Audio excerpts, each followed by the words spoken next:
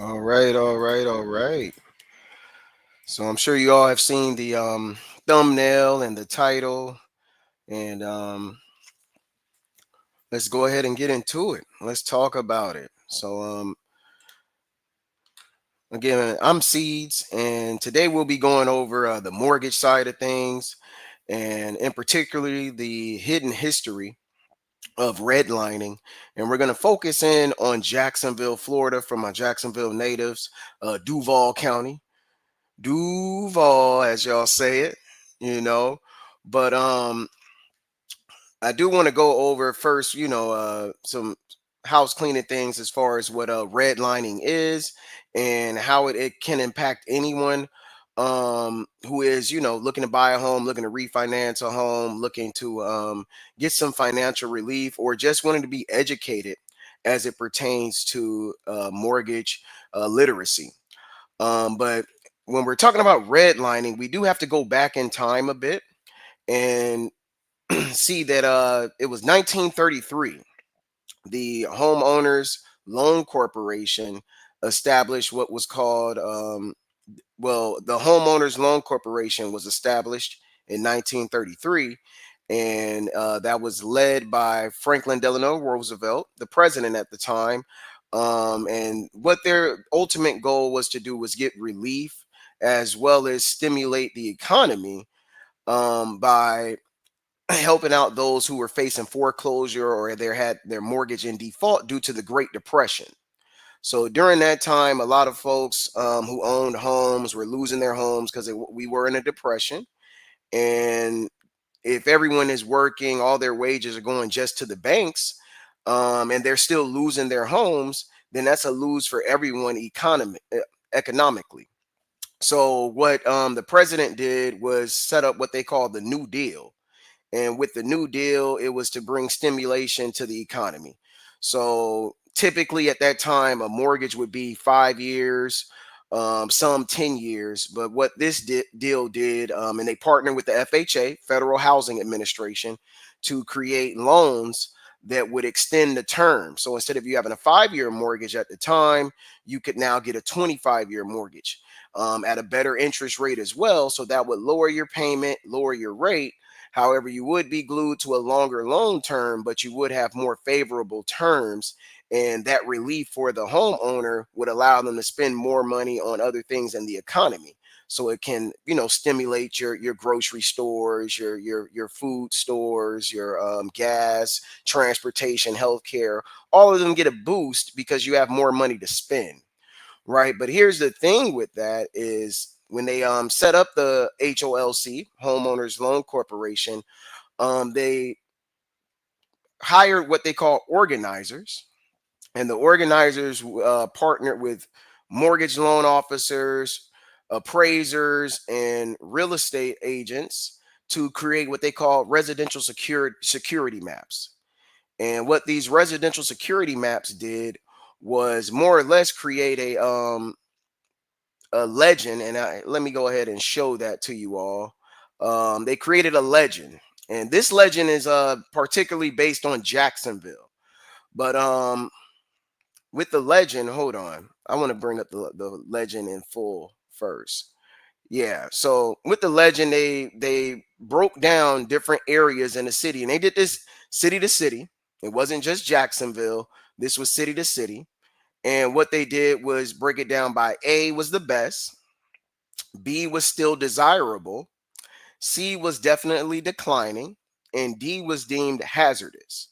So if you were in the D zone, you were pretty much guided to avoid at all costs, pretty much, because it's hazardous. Now, it's a coincidence, if you will, that the hazardous zones were predominantly black and non-white communities were all labeled hazardous, and those communities did not get that relief at that time where they could get a lower mortgage payment so they can have money to do all your necessities that you need in life, food, clothes, water, shelter. So this relief was supposed to help those coming out of the Great Depression. And it only helped really the ones that were in that A and B grade. And, in some cases C, but the hazard zones got no relief. And we're going to go over like how that was established as well as the lingering impacts of it today, because as we'll dive into it, and my research has shown that a lot of those areas that were deemed hazardous at the time are still hazardous areas now. And you can see that those communities were locked out of that, as you call it, American dream. They were locked out of those opportunities to get that relief into where they could actually build and build financial wealth and be able to transfer that down. If you're locked out of getting any of that relief, and they say that your neighborhood is hazardous, you lose your home value. The values remain low or they plummet. You lose those opportunities to refinance or get any of these programs like they were supposed to do with the homeowners loan corporation with those who did own homes at the time.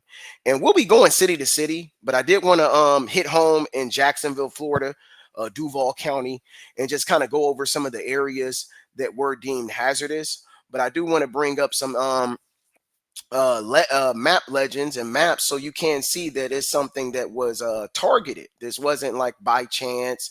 This wasn't just I mean, it was put in the law. Let's be honest, it was put in the law. There was a law put against redlining because it was something that was created and targeted to keep those of color, national origin, and race out of accumulating this wealth that others were able to get a hold of, which is very, very disturbing when you think about it, that the president headed this group and they partnered with the FHA, who was supposed to be providing relief to all homeowners, not just those who were white, or as an article that I went over in my research, intelligent Caucasians were advertised to. And in that article, they actually had a cosign from the FHA that, hey, these are properties that will double in value. They're tax free, and I'm going to go over that. We're going to get into all of it, but I do want to go over, in particular, what redlining is.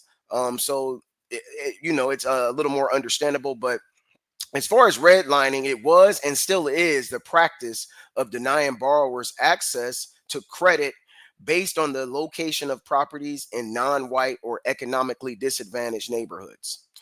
And like I said, in 1933, the HOLC, the Homeowners Loan Corporation, was established. And the main goal was to help homeowners refinance their mortgages at longer terms so they can get a lower payment and better rates.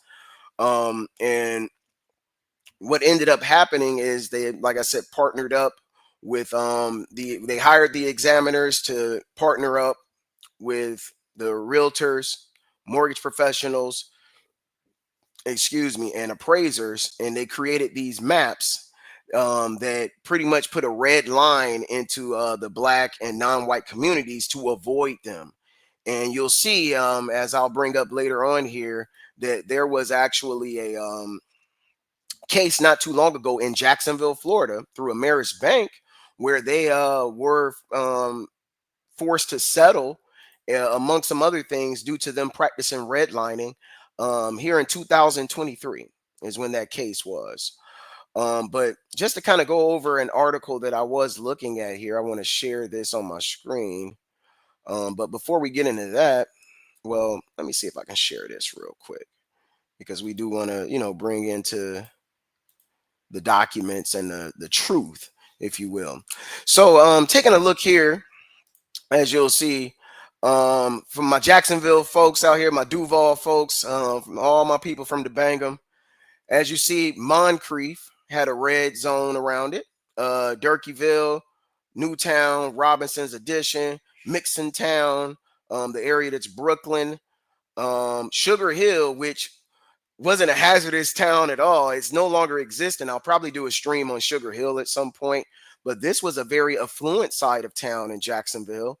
And they still put them in a hazardous side because it was blacks that lived there, affluent blacks who were in management positions, owned their own local businesses and so forth. They were economically stable, but their neighborhood wasn't considered still desirable or best. It was still deemed hazardous, even though it was an area that was flourishing. And we'll have to break Sugar Hill down, but they were boxed in. So it really didn't have a lot to do with economically disadvantaged folks as they try to paint the picture, as it had a lot more to do with discrimination.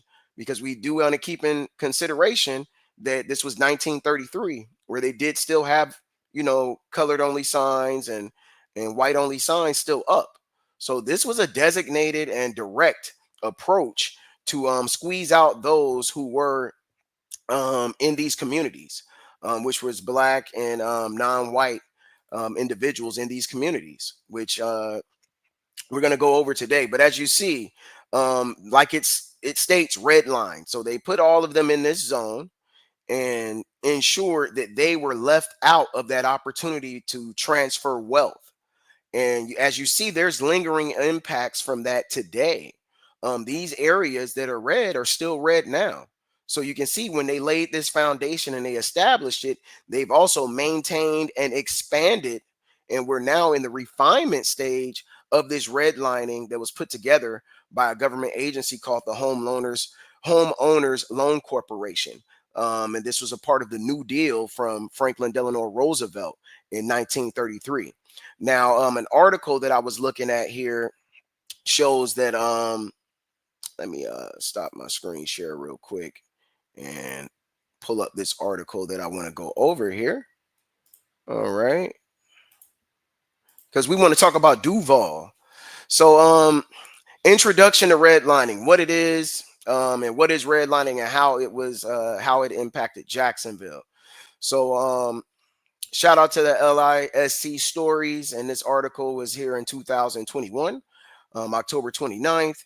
But it does show some of these maps as well, because I'm sure some of you probably never even seen these maps that were created by the HOLC to make sure they did not provide any relief to black communities at the time. So when you hear folks who are talking about, I'm sure some of you have heard your great grandparents or grandparents talk about how they were squeezed out of economic growth. And you may hear some of that now, and people call it woke and all these other terms. But this was a practice that was actually established and implemented by the United States government. And I don't say this to do anything more than provide the truth. These are things that are documented here. I'm going to go over a more recent case to show that in about 100 years, we're still dealing with the lingering effects, and there hasn't been any economic relief in these areas to date. So this is something that is to bring awareness. It's not to bring hate. It's not to finger point, but just to bring awareness to those who really may think that this is something of the past, and it's something that's still predicated and still ongoing today. So as you'll see, right here, they're discussing what I was just talking about, the residential security maps, and it identified neighborhoods that were considered low risk, labeled A and B, moderate risk, labeled C, where they would make loans, and neighborhoods deemed too high risk, where they would not lend at all. So anywhere there was hazardous, they didn't lend to them. So as a result, and what they're labeling as BIPOC, Black, Indigenous, and people of color, those communities were placed in red. And they had a red line that they drew around them. They placed them in the red zone and said they were high risk. So they pretty much eliminated anyone in that high risk zone, any access to that relief for refinancing or any home improvement loans that they needed. Because let's face it, during the Great Depression, Everyone was struggling. Even your more economically stable individuals were struggling. So of course, those who were deprived, especially in the black communities in the 30s, they absolutely were struggling. And I'm a fan of those that need the most help should get the most help. I believe that's true justice. I believe that's true balance between people, which I myself am a fan of.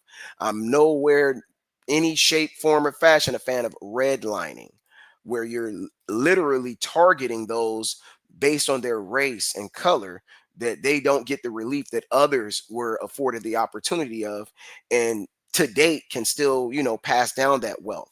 Me being a mortgage professional for as many years as I've been, I've seen folks who've been able to buy houses at a young age because their parents had equity in a home, and they can do what's called a gift of equity, where they can take a loan out against their home. Maybe they have 100, $200,000 worth of equity. They can gift their son or daughter-in-law, son-in-law, grandson, if you will, 50,000 for a down payment and closing costs to buy a new home. And that's how they're able to stimulate their wealth and be able to continue to be homeowners in their families and be able to pass that down. Where the ones who were in this hazard zone, they weren't given that opportunity. In fact, they lost equity because of redlining, because they were deemed as a hazard zone, and the appraisers worked with the organizers for the HOLC. They lowered the values of these homes. They lowered the values of homes that were in that hazard area and avoided lending to them at all. Didn't lend to them at all. Now, I'm sure we got folks from Dunn Avenue, Lim Turner, Edgewood, Main Street. I'm sure y'all can talk about how at one point your great grandparents, grandparents, great great grandparents owned all this land, owned all these properties, and now they're not worth anything. And still today, still not worth anything because of the impact from redlining. This is something that's still going on today. And as you'll see here in the article, in Jacksonville, redlining was implemented in 1937.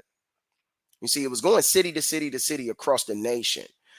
They designated the Black, Indigenous, and people of color communities as too risk or hazardous, as we see here, and they have the map too.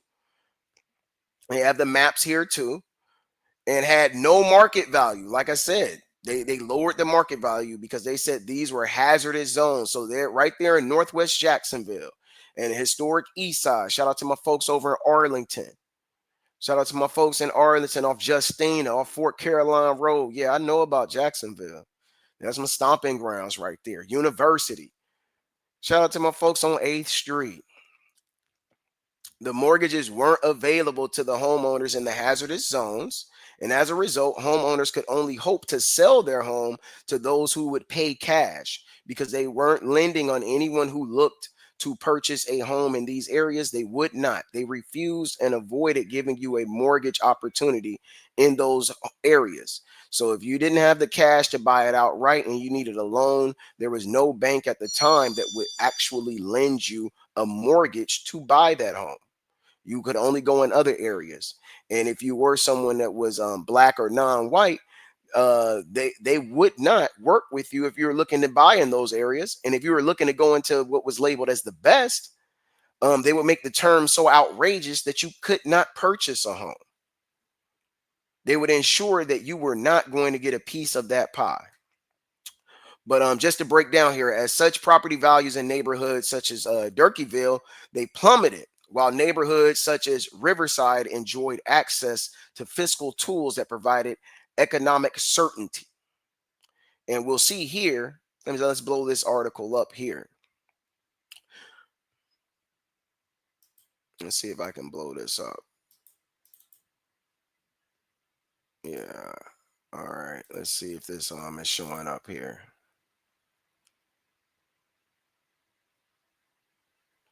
Okay, so as you see on this snippet from the article, it says the $1 million suburb.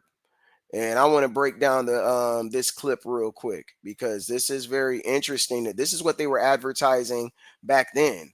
All right, buy a home or home site here. It will mean much to you someday. And we're living in that someday right now. We are planning to build 1,000 Riverview homes. We have large commitment from the United States government through the FHA, 10 to 20 years to pay. We are preparing to meet the greater avalanche, the great, it looks like greater avalanche of visitors and investors who ever visited Jacksonville and Florida. The big parade is on the way. I mean, they are selling it, right? They're selling it. We present here on the double face sheet a representation of America's greatest opportunities to the intelligent Caucasian race to own a beautiful home. Tax free. It's cut off here, but we know it says tax free home up to $5,000 on a 10 to 20-year plan to suit purchaser or investor in a few home sites that should double in value in the very near future. It is our intention to build 50 to 100 $3,000 to $5,000 homes in the Riverview, which means increases in valuation as new homes are built. We may build 1,000 more. I mean, they're selling it. Riverview's high rolling land, pretty riverfront, all city conveniences available to all parts. They're telling you how great it is. Water never stands on home sites in Riverview.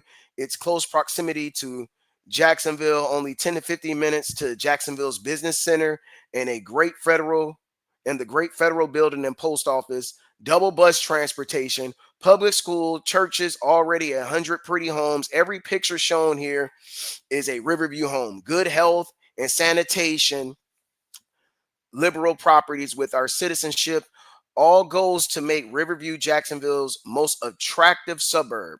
Our water supply is one of the finest on earth, direct from the famous Good Hope Mineral Springs. Those who may desire a choice home site in Riverview where they can build a tax-free home, or we will build one for you under restricted property with all city convenience, or heavy investor or speculator who may wish to build 100 to 500 lots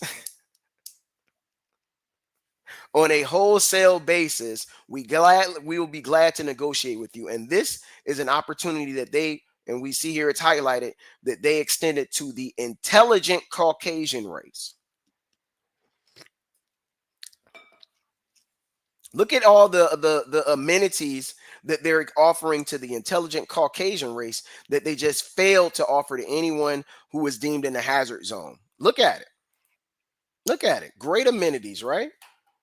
I mean, you're great transportation sites, great water, good health, good sanitation. While those in the hazardous community had plants built on those communities, freeways and roads ran through their communities, decimated due to a thing called redlining. So when redlining took effect 7 years later, the practice further legitimized and perpetuated the existing racial segregation in housing by reinforcing then legal tools such as racially restrictive house covenants.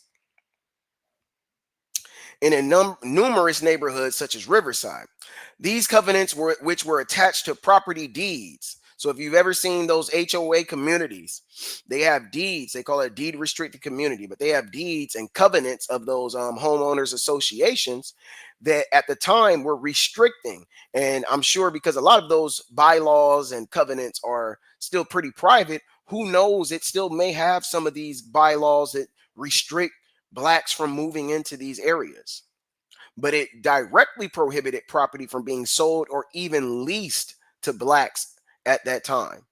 And like I said, who knows if it's still reflecting that to date? We don't know unless you are able to become a member of the association and actually go through the hundreds, maybe even 1,000-page bylaws of the covenant and see what's in it.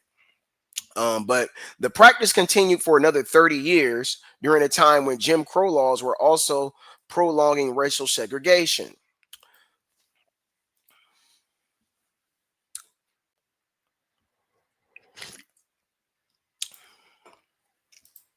I just find this very interesting, this is very interesting. But as a mortgage pro and as this being a part of my profession, I only want to bring awareness to this. So folks do know and understand what's going on, and where this started from, and why it's such a challenge to get homes in certain areas where it shouldn't be as much of a challenge. It shouldn't be a challenge. And it breaks my heart to see that the FHA was in on it, and literally a government sponsored agency co-worked with the government to create maps that would actually discriminate against folks. And these maps are still relevant today, because we're going to dig into that also, that these maps are still relevant today. And it hurts my heart to see that, because redlining is something that still goes on, even though it shouldn't be going on. It's very, very, very sad, very sad. And that's why I want to bring this up again, so you can see. Folks need to be able to see this, especially my folks in Duval County. Y'all need to be able to see this. Share this with your family. Share this with your friends. And I'm going to also bring up what the map looks like today, because there's still a map right now that was updated fairly recent. And although it doesn't have the same names, as you can see, this is a map from now. These areas are still red. They're still red. These red lines are still here.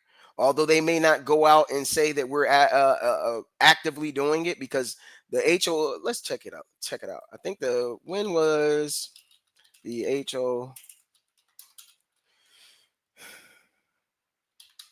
Uh, so let's see when the HOLC was actually terminated. It was terminated by order of the Home Loan Bank Board in 1954. So in 54, they terminated HOLC due to the redlining practices. But at this point, the damage had been done. Folks have been squeezed out. We're talking about what, 20, 30 years later, that they decided to terminate them. They already had enough time to draw up the maps. They already had enough time to create their map legend and label all the cities hazardous as they saw fit at the time. So, and today, as I'll show you on the Ameris Bank case, today they're still using these maps. They're just putting different labels instead of hazardous. They're using words like urban or urban core, um, inner city. They're changing those words up so it doesn't say hazardous. That's why I like to say we're in the refinement phase of discrimination. We're in the refinement phase where it's so good you can't see it. It's hidden. That's why the title is The Hidden History of Redlining, because right now it's hidden. Even then that was hidden. No one had access to these maps. We have it now because they terminated the HOLC. But I mean, everyone was in on it. The examiners partnered with mortgage brokers and loan officers and appraisers to ensure they devalued homes in this hazardous area. And upon my research, I was looking at a article where they literally were discussing um, that redlining was a war against the poor. And that's very disingenuous to those who are black and non-white, to say that redlining was just a war against the poor. Yeah, I'm sure there were those that were in white communities, or those that come from white communities may have been impacted by redlining, but it was implemented and designed as a war against those that were non-white. Like, that's who were the majority in those areas. You're always going to have outliers in everything. There's always going to be outliers. Everywhere you go, you're going to see outliers. That's just what it is. That's how it goes. You'll see outliers everywhere. You're always going to see outliers. But the ultimate goal was to block out those that are in hazardous communities. And as we saw right here, as we see right here, hold on. Why is it? Oh, I want to share this one.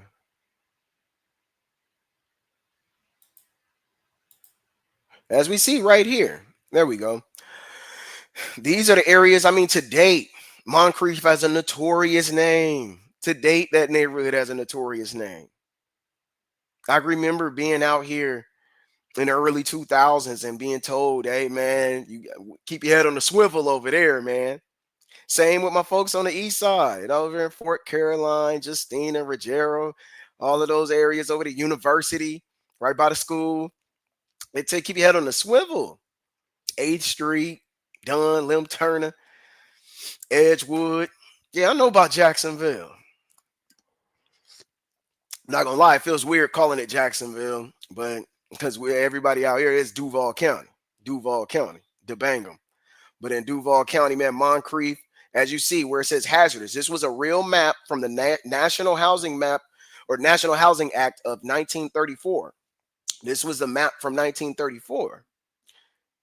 Almost 100 years ago, they laid the foundation. They established redlining to ensure these and these neighborhoods, this is why I disagree with the article that said it was a war against the poor. Sugar Hill was not a poor community at all. And at one point, none of these communities were. They were flourishing. It was the establishment of redlining that declined these communities. They were shut out, literally shut out of opportunities to get relief on their home loans, while those who are in this area here where it's green, and you see this area here where it's still desirable. You see how far away they are from these areas, where this area here where it's still desirable. But as you see here is definitely declining. This is what they were calling white flight. Folks were leaving because they noticed that, hey, these maps are out here. We got to make sure that we get into some of these zones over here. We got to get into some of this. We need some of this good activity right here, this is the St. Johns River. Anybody know about Jacksonville, about Duval County, you'll know that this is the area that's the landing right here. This is the downtown area, and the St. Johns River kind of splits it right here. So as you'll see on this side of the river, all red. On this side of the river, you got some green and blue. You got some yellow, but you don't see as much red over here. You see along this side. This was that Riverview advertisement right here. You can get all of this. And now these homes today, let's see what these homes are worth today. Let's see what these homes are worth today. Let's take a look and see. Let's take a look and see. All right.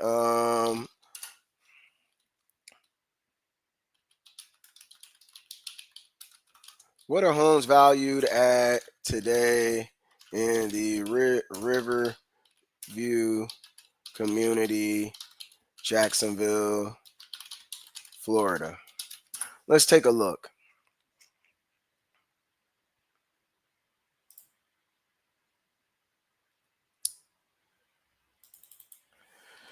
Actually, let me do it like this. What zip code is Riverview? Because it's not really called Riverview. If I'm not mistaken, it's called Riverside.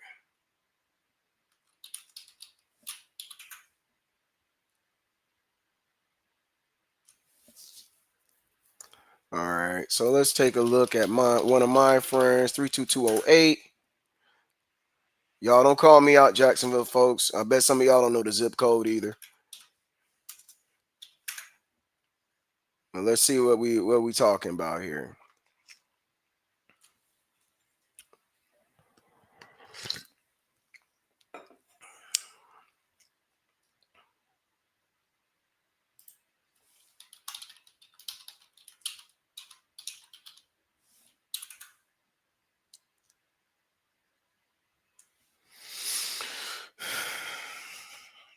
All right. Let me share my screen so you all can kind of see where I'm at with stuff right now.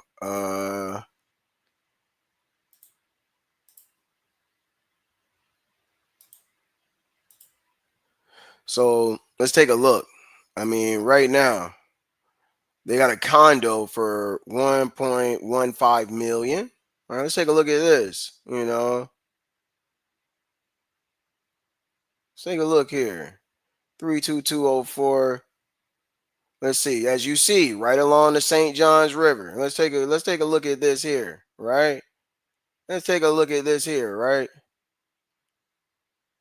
Let's take a look. Look, what do we have here? What do we have here? A condo over here, right by this, right here. worth 1.15 million today. Isn't that something? This is a weird little, yeah, a little kind of demonic. Hey, that redlining was demonic, so I guess they letting you know, boy, the devil's zone or something. I don't know. That's kind of weird. But what do we have here? Look at that. Look at that. Look at the prices of the homes over here. 700,000, 736,000, 400. And look, we got some. Let's take a look in this community a little bit here, huh? Let's take a look. Look at this. Look at this. Would you look at this? Okay, I like this, you know. Let's see. 1.1 mil over here. Let's see. 400. There's a couple 200,000. These are probably like some condos, one bed, one bath, matchbox, because this is along the riverside. 400,000. Let's look at these ones that are 100,000. Let's see what this is. Let's see what it is. I called it one bed, one bath, 500 square feet, $100,000, $170,000. Yeah, knock it off. All right, you tell me that ain't still wealth? It is 1.7 million. 1.7 million right here. It's 1.7 million. Four bed, four bath. 1.7 million. All right. I know the zip code over here in good old North End. Let's see if we got any 1 point anything millions going on there. Oh, no, no, no, no, no. You saw what I put.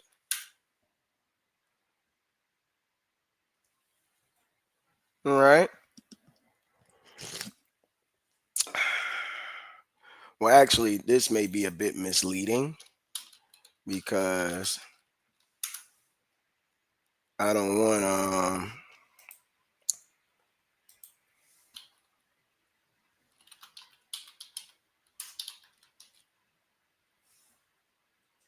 let's see what the homes are over here in the Moncrief neighborhood. Let's see if we can find any $1 million homes over here. Let's take a look and see if there's some $1 million homes over here. Um, we'll just actually let's take a look. Let's take a look. Uh, we'll use the map look of everything. You know, let's see if they got any $1 million homes over here. You can't even look at it like you want to. All right, let's take a look, man. Let's take a look. I mean, I don't see, man, I don't even see one that's 300,000, 44,000, 90,000. This is right now. This is today. I mean, there's barely any houses over 150 grand. 80,000s. I mean, look at this. Oh, we got $200,000 house. Let's see what this one looks like.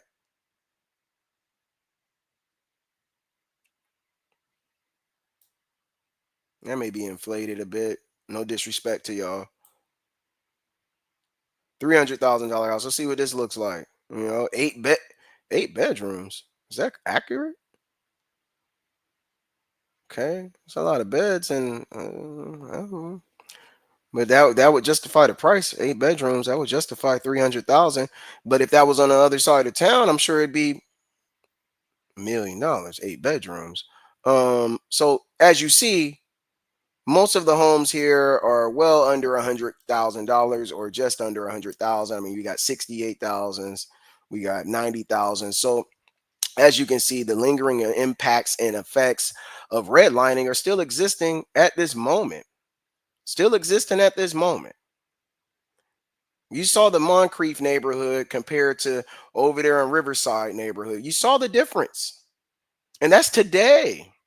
We saw the whole article where they're discussing how they're giving how they were going to be doubling the income, or not the income, the values of homes, and the great opportunities and proximity, if you will, to all the great amenities, you know. And what bothers me is being a part of this profession as long as I was, is how people kind of brush it off. I mean, let's face it, banking and finance isn't the most attractive and most entertaining thing to talk about, but it is at a lot of times the most necessary. because back then in 1933, almost 100 years ago, the banks were getting bailout from the government.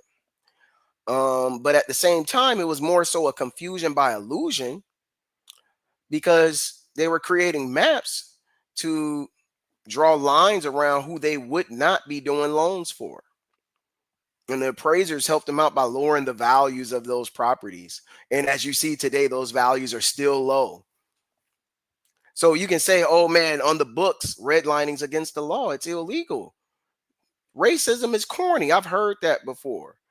But we're not talking about, your individual who's just some hateful person on the corner hurling insults and attacking black people physically or verbally. We're talking about on paper the lasting and lingering impacts of mortgage discrimination. You go to work every day to earn a dollar.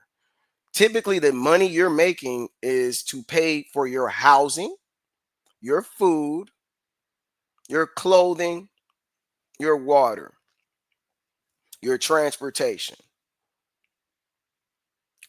Your biggest expense that most Americans will have will be their housing. And when you're being deprived of economic relief on housing, that will cause a impact like none other, because all your money that you're working for, all those wages are going to a house that has very little, if any, value at all. And when it doesn't have any value, that prohibits and restricts you from being able to get a relief program. So think about this. When you're doing what we call on the mortgage banking floor a 1003, a uniform residential loan application, there's four parts to complete a 1003. You have to go over income. You need to go over information on your property, your assets, and of course your credit. All four need to check out for you to have a complete application, and that's going to determine if you're approved. So when we're talking about income, what banks and lenders are looking for is your debt to income ratio. How much money you have coming in versus what's going out. And they use that from your debts and expenses on your credit report, along with any other like credit obligation or court order obligations you may have, like child support or divorce decrees that say you got to pay alimony, etc. Those will all be tabbed into your debts, or if you're on the receiving end, it'll be tabbed into your income. All right. When it comes to your property side of approval, they're looking at how much value you have in the home. And the value side is how much equity you have. So if you bought the home for $300,000, and as time goes on, the house is now valued at $500,000. You have $200,000 of equity or ownership in the home. All right. But if you're in a community that was deemed hazardous, where they drew a red line around you, and you bought that home for 300,000, even though that wasn't the price we're just talking about today, you buy it for 300,000, and now that home is worth $80,000. You have no equity, and you're deemed hazardous on your mortgage profile. You're risky. You're a risky borrower. When you're risky, you can't get a refinance opportunity like that. Now, there are certain programs that you can get, like certain streamlines. If you had an FHA loan or a VA loan, you can get certain streamline opportunities without any value. But if you're looking to sell the home, you won't make any money off of it because you have no ownership in it. You won't be able to sell it if you have a loan for 300 grand and the house is worth 80,000. You'll be paying the remainder. You can't do any home improvements because you don't have any value to use the equity, the ownership. Equity is ownership value in your home. And if you have none, you can't get a home improvement loan using the equity. You got to pay that out of pocket. Where others who are in these communities that were deemed good, in these communities that were deemed still desirable, their equity went up. So now they may not have $100,000 in the bank, but they have it in their house, so they can take a loan against that, where they'll put $100,000 in your bank account, and you can go get a new roof, a pool. You can redo the house, a new kitchen, all of that. Where the ones who are in this red zone, They don't have any ownership to take out against the house with that. They have to find the money cash. They can't use their house, which was their investment purpose from the beginning. They can't use that to get those opportunities. They were squeezed out of that. They can't pull some of the equity out of the home, their ownership. They can't use that to pay for their daughter's wedding. They can't use that to get their kid a car when they go to college, where the folks in this green area could. In this blue area, they could. They may have not had $75,000 cash, but they had it in their home value, which, as we went over earlier, the appraisers, they're the ones who's doing the valuations. They were in on it too. So they've inflated values in these areas so they could get their ownership up. And they deflated values here so they had no ownership in the house. Zero. You can't sell it. You can't do anything with it. You can't refinance it. You can't leverage your home as an investment opportunity, which it is. They were shut out of that because they lived in Moncrief, because they lived in Durkeeville, because they lived in Mixontown. They were shut out of that opportunity because they were labeled as hazardous because of the color of their skin. Sugar Hill was labeled hazardous, and that was an affluent area. What was hazardous about that? They made it hazardous. They made it hazardous. They created a legend in 1934 to shut folks out of being able to have ownership opportunities in their home. I don't know how someone could look at this and not feel a type of way about it. How could you not feel a type of way that they actually targeted, and it's on paper, areas to keep you out of getting certain opportunities that you should have? You should have these opportunities, but they targeted you so you could no longer have these opportunities. I mean, take a look at it, man. We're talking about 100 years, and these homes are still under $100,000. Where we saw $1 million condos right along this same river. It was like right here. I guess it ain't still desirable no more. It must be best. It was $1 million property we seen. Several $700,000 properties, all in this area. They got to maintain that wealth.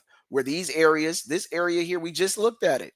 $98,000 homes, $44,000 homes, and you come over here, $1 million homes, $700,000 homes, $750,000 homes.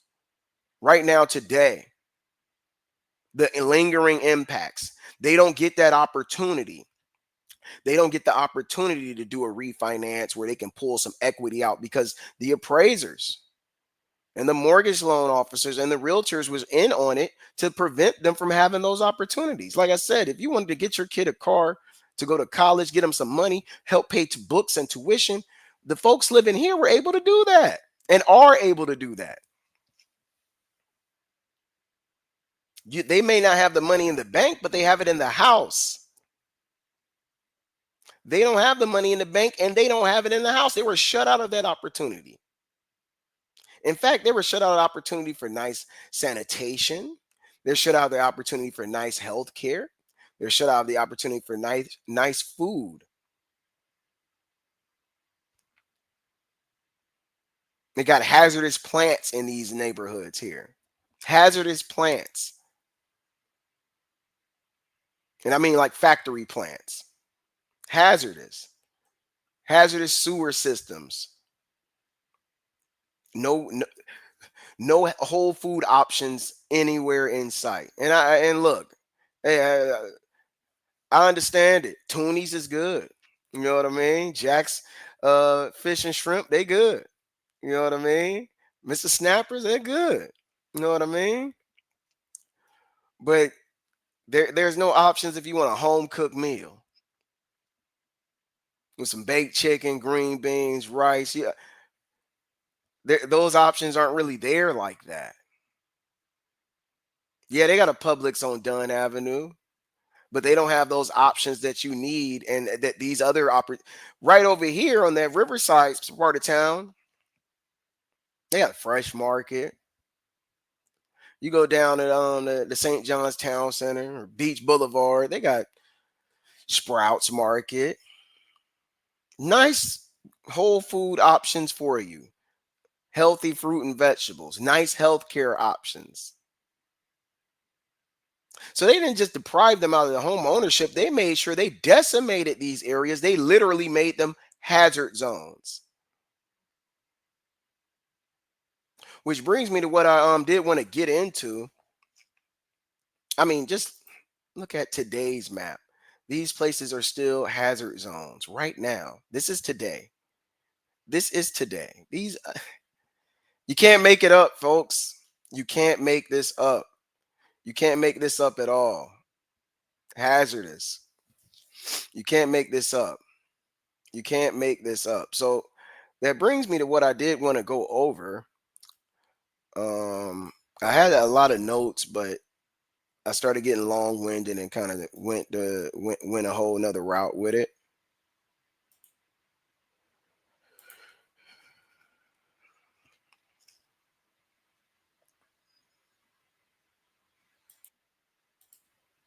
All right, so let me see if is this sharing? Is this sharing?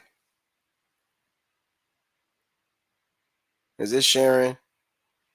Because I want to go over a more recent case of this. I know we've gone over the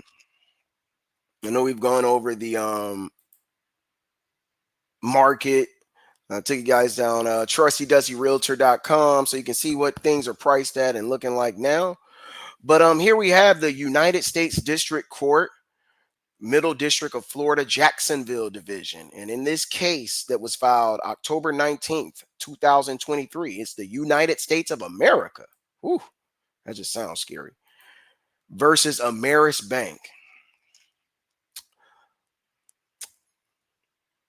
So let's take a look at it. We'll dive into it so we can go over some of this paperwork. But again, United States of America versus Ameris Bank. All right, this document was filed October 19th, 2023. Almost 100 years after they started the redlining maps that were created by the Homeowners Loan Corporation, partnered with the FHA. All right, so line one is the introduction of the complaint of redlining. All right, the United States of America, which will be referred to as the United States in this document, brings this action against Ameris Bank under the Fair Housing Act, which they'll refer to as FHA, not to be confused with the Federal Housing Administration, but the Fair Housing Act. All right, and they go over the codes and the Equal Credit Opportunity Act, which in banking we call it ECOA. So it's about it's been brought against them under the Fair Housing Act and the ECOA Act. Um, the FHA and ECOA prohibit creditors such as banks from discriminating in home loans or other residential credit transactions on the basis of race, color, national origin, or other characteristics. Redlining is one type of discrimination prohibited under the FHA and ECOA. Redlining occurs when lenders deny or discourage applications or avoid providing loans and other credit services in neighborhoods based on the race, color, or national origin of the residents of those neighborhoods. Notice it doesn't say based on the wealth, because redlining was really established based on race, color, or national origin. That's what it was designated and designed for. Like I said, this is to bring awareness. It's about bringing awareness, and we're going city to city, but we starting off with Duval, but we going city to city. So the rest of y'all is up on neighborhood watch next. The rest of y'all are up because this was very impactful. It's impacting people's economics today. So from 2016 to 2021, which they're deeming as a relevant time period. However, we noticed the relevant time period goes all the way back to 1933. But we'll stay on code with the case. Ameris Bank engaged in a pattern or practice of unlawful redlining.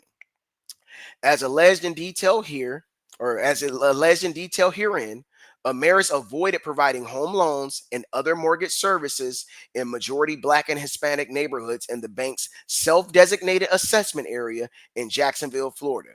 And it was called the Jacksonville Assessment Area, which we saw in the map legend. It was called the hazard zone. All right. But anyway, Ameris' redlining practices included locating and maintaining nearly all of its branch locations in majority white neighborhoods in the bank's Jacksonville assessment area. The bank's mortgage loan officers also targeted majority white areas to generate loan applications and avoided marketing, advertising, and outreach in majority black and Hispanic areas. Further, although the bank knew its increased redlining risk in Jacksonville, Ameris failed to take adequate corrective action to ensure the bank provided equal access to majority black and Hispanic neighborhoods. As a result of these practices, the bank generated disproportionately low numbers of loan applications and home loans from majority black and Hispanic neighborhoods in its Jacksonville assessment area compared to similar situated lenders. Now, I don't know if they're just having Ameris Bank fall on the sword, because I do find it very interesting that other banks were just all doing everything correctly and big bad old Ameris wasn't. Um, Possible, yes. Likely, probably not. They just probably were more flagrant than the other banks, so they just picked the most flagrant aggressor, or the most flagrant participant as it compares to the other banks. Because I've worked for some folks, and it's not that's always the company particularly, but there's guys I've worked with that they won't do loans in certain areas just because they feel it's a headache. Because, like I said, you got to get approved based on your income, property, assets, and credit. And if they know these areas are deemed hazardous, they know it's going to be a hard time getting that loan to go through. Now, when I was a heavy hitter in the game, I didn't mind doing loans in those areas. I didn't look at it like that. Looking back now after over a decade, close to 2 decades, looking at it now, you can see what was unfolding. But when I was doing it, I didn't mind what neighborhood you lived in. Truth be told, a lot of those areas do have military vets that got 3 and 4 checks coming in. So income, they'll be good. Property is not that big of a deal as far as ownership value if we're doing VA. It only becomes a problem when they are looking to leverage the equity or ownership in the house for any improvements or other investment opportunities. That's when it can be a problem. But the other things you pretty much can work around if they're veterans. But let's get back to the case. I don't want to harp on that too much.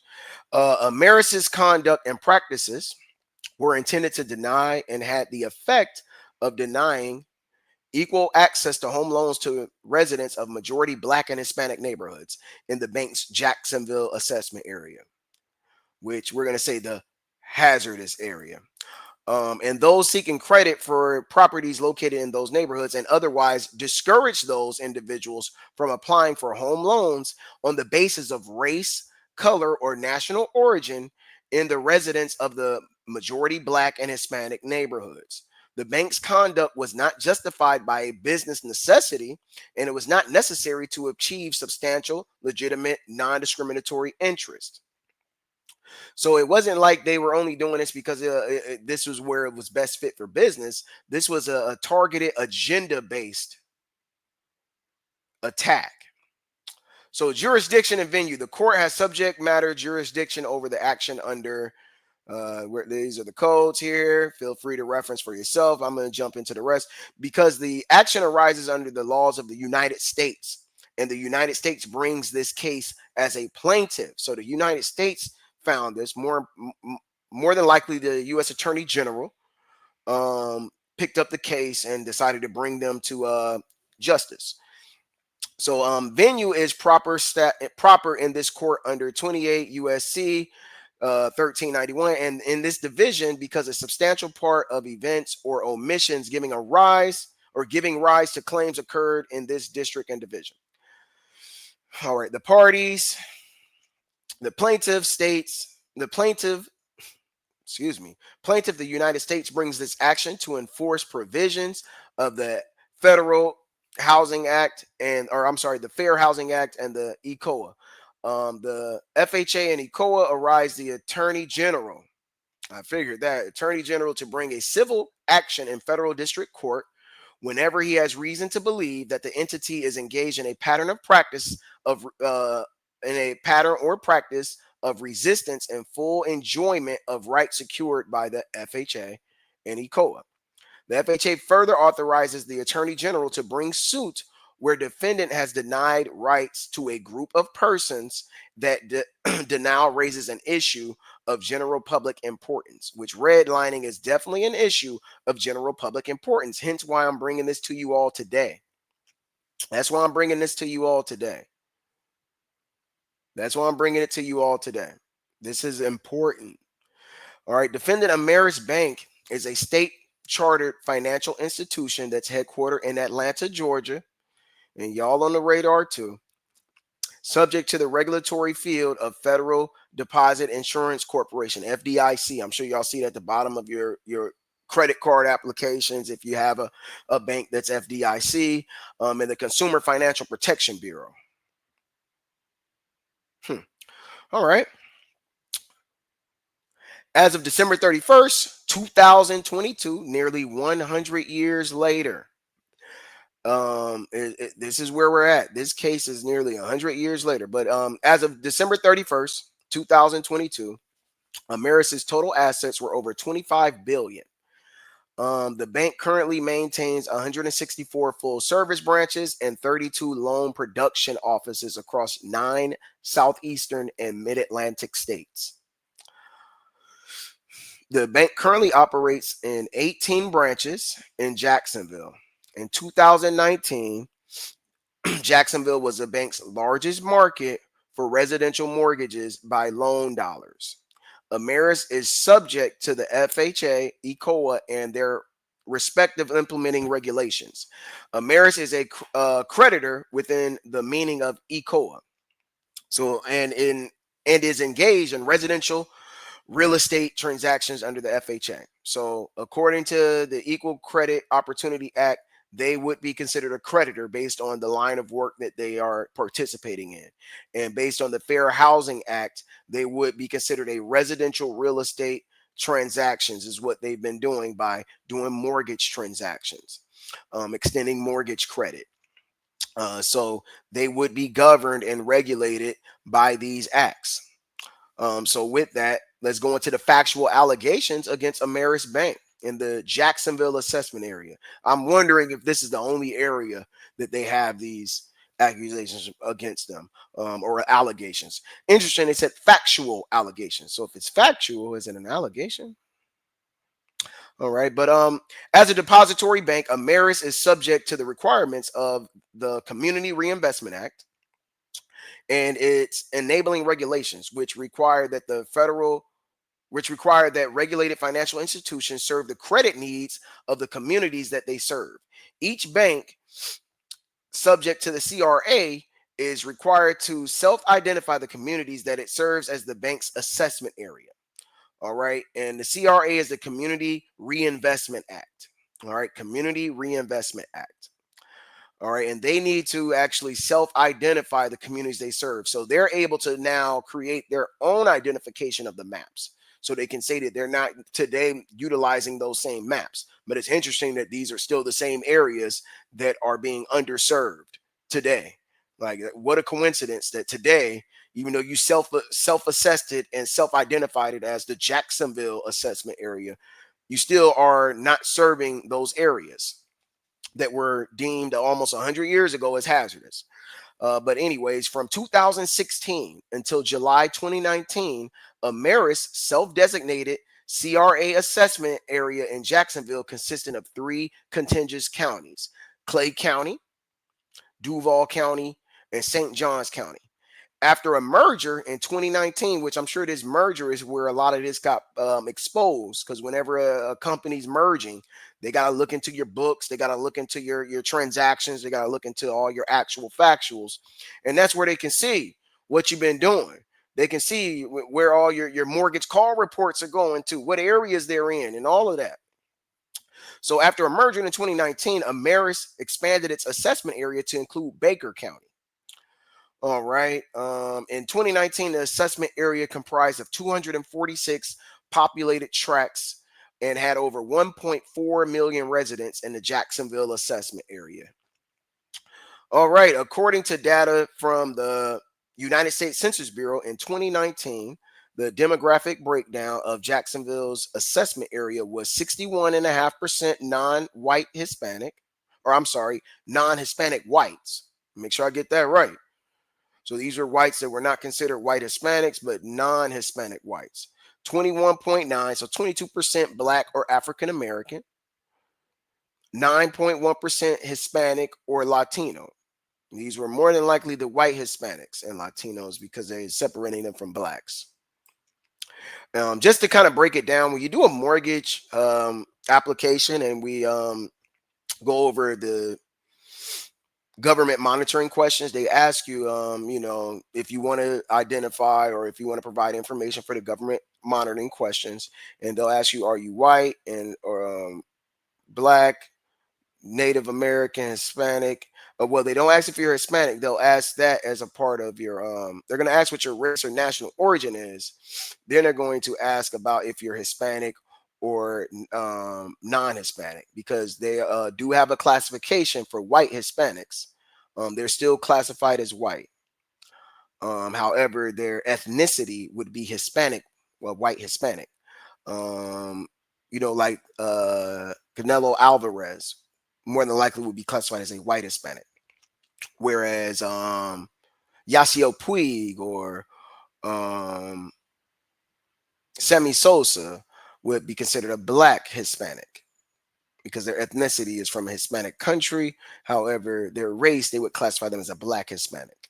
Okay, just to bring that clarity, that's why that's separated on the government monitoring questions, which I typically choose not to respond to those. But it's your choice. I feel that those can directly and indirectly be a practice of racism by having those types of questions, because now you're documented like it is now, which it can help like it's doing now where you can see, but it can hurt because they can see and work around those areas. But anyways, 3.9% Asian and 2.9% two or more races, I guess mixed folks, which they would typically, that 3% will probably be tacked into the Black or African American, because those are probably going to be considered non-white folks if they're multiple races. But they're breaking it down here. We're going to go off their breakdown. This is not my philosophy. This is how it's broken down. All right. The city of Jacksonville is located within Duval County, and contains a majority of the population within the assessment area. The assessment area's Black and Hispanic populations largely reside in Duval County. Yes, you're going to see more Black folks in Duval than you will in St. John's or Clay County or Baker County. It's going to be highly concentrated Blacks in the Duval County county. The assessments areas Black and Hispanic populations largely reside in Duval County, where they account for 38.8% of the county's residents. So almost 40%. All of the 48 majority Black and Hispanic census tracts within the bank's Jacksonville assessment area are located in Duval County. Most of the majority Black and Hispanic tracts in the assessment area are located in and around Jacksonville, downtown Jacksonville, which Amaris describes as the area, as Amaris describes this area as urban core. So as you see, the Moncrief area, all those neighborhoods are near the downtown Jacksonville area, but it's on the other side of the St. Johns River. And they're classifying that as the urban core. Still hazard zone. They just got a new name for it, urban core. Still the hazard zone. Now they're just calling it urban core. They didn't renamed it because they're allowed to now self-identify. So they can say, well, we're not using the maps because we're calling it this. However, when you go back and you look at the maps, you'll see that on these maps, they're using the same, these same areas are still getting the same treatment. They're still squeezed out. This case, as you see right here, October 19, 2023 is when this was filed, and it's about them redlining. And lo and behold, the same areas that were redlined in the map that I showed you all earlier are the same areas that is in this case. That's not a coincidence. That's not a coincidence at all. So let's break down line 21. During the relevant time period, Ameris located its branches in its Jacksonville assessment area so as to serve the credit needs of residents in majority white neighborhoods and avoiding serving the credit needs of residents in majority black and Hispanic neighborhoods. Ameris currently operates 18 full service, excuse me, 18 full service branches in its Jacksonville assessment area. Ameris does not have and has never had a branch located in a majority black and Hispanic census tract in its Jacksonville assessment area, even though the majority black and Hispanic census tract represents nearly 20% of the overall census tract in the assessment area. So let that sink in and process. They've never had and currently do not have a branch in any of these hazard zones that were established back in 1933. They still do not have a branch in any of those hazard zones to date, even though we saw nearly 40% of the community of that county is black and non-white people, and they don't have one bank in their area. Why would you not want to get any of that business? Why would you not want to do that? Right. In 2019, as a part of an efficiency initiative prior to a merger, Ameris closed two branches in census tracts that it identified as having minority populations higher than adjacent Ameris branch locations. Ameris did not close any branches in white areas of its Jacksonville assessment area as part of the efficiency initiative. One of the branches closed, the downtown branch, was located. One of the branches closed. The downtown branch was located within what Ameris referred to as the urban core. Let me explain something to y'all. And this is more of my out of towners. Everybody from Duval knows good and good dang unwell. That branch that's over there at the landing is not in the urban core, because remember, they said the urban core was the areas where they had a high population of blacks and Hispanics. That downtown branch was at the Jacksonville landing. The Jacksonville landing is where the business district is, the downtown business district. That is not by Moncrief. That's not on Lim Turner, Edgewood. That's not on Dunn Avenue.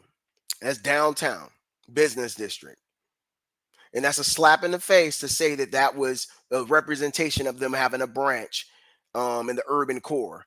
But they do state, and it was the closest branch, which that is probably true. That's the closest to those areas. But let's be real, though, that doesn't represent that area. Now, at this time of the closure, the downtown branch was rated as one of America's best financial performers. Of course, it was a big skyscraping building down in the business district by the landing, in the landing. All right, Riverside Landing. Now, prior to closing branches, Ameris performed an internal CRA analysis to assess the effects of the branch closures on the bank's CRA score, their Community Reinvestment Act score. All right, the CRA score is the FDIC's assessment of Ameris' compliance with the CRA, including the bank's obligation to meet the credit needs of the communities it serves. Ameris determined that both branch closures would have a negative impact on their CRA score. At the time of analysis, and when Ameris closed the branches, Ameris already knew that in prior years, the bank had originated 0 loans in most of what Ameris called the urban core.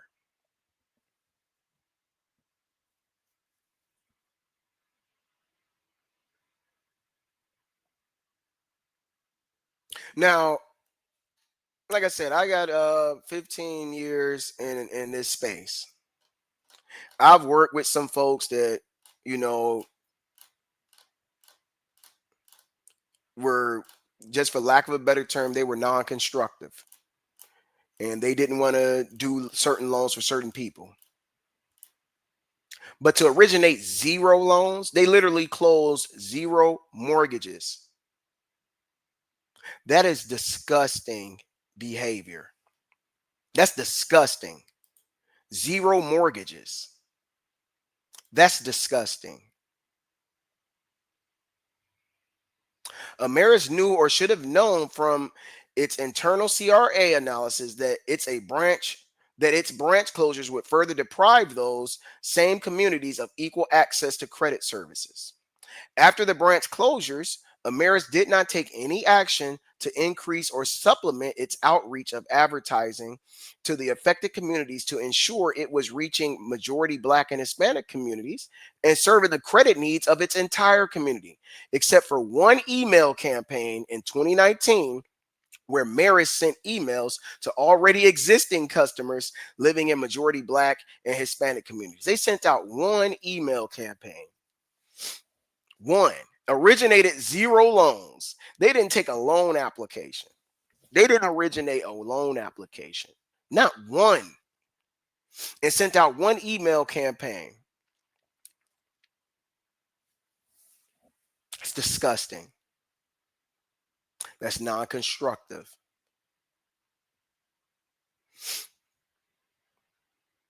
Those that need the most help should get the most help. That's balance between people. And when you're targeting a group to ensure they don't get help, you're practicing deceit and indirect violence.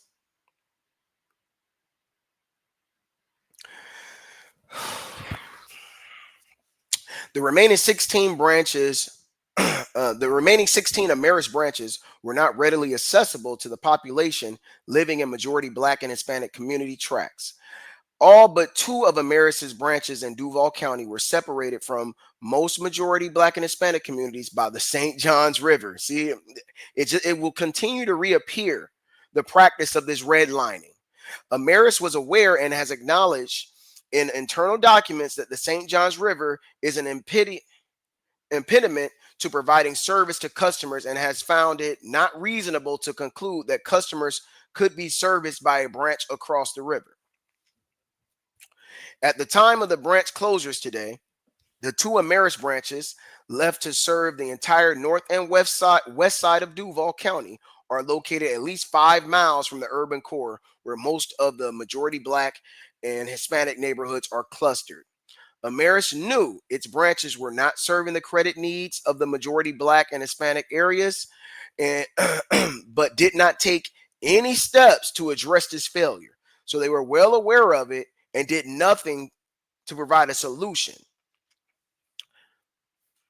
They were aware of it and failed to provide a solution. That means this was intentional. This was intentional. This was intentional.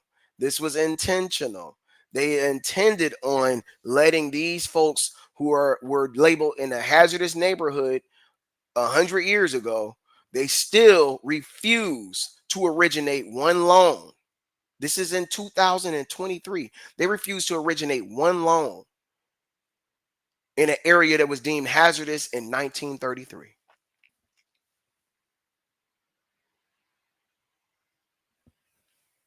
I'm going to sip a little more water because this is hard to digest. This is hard to digest.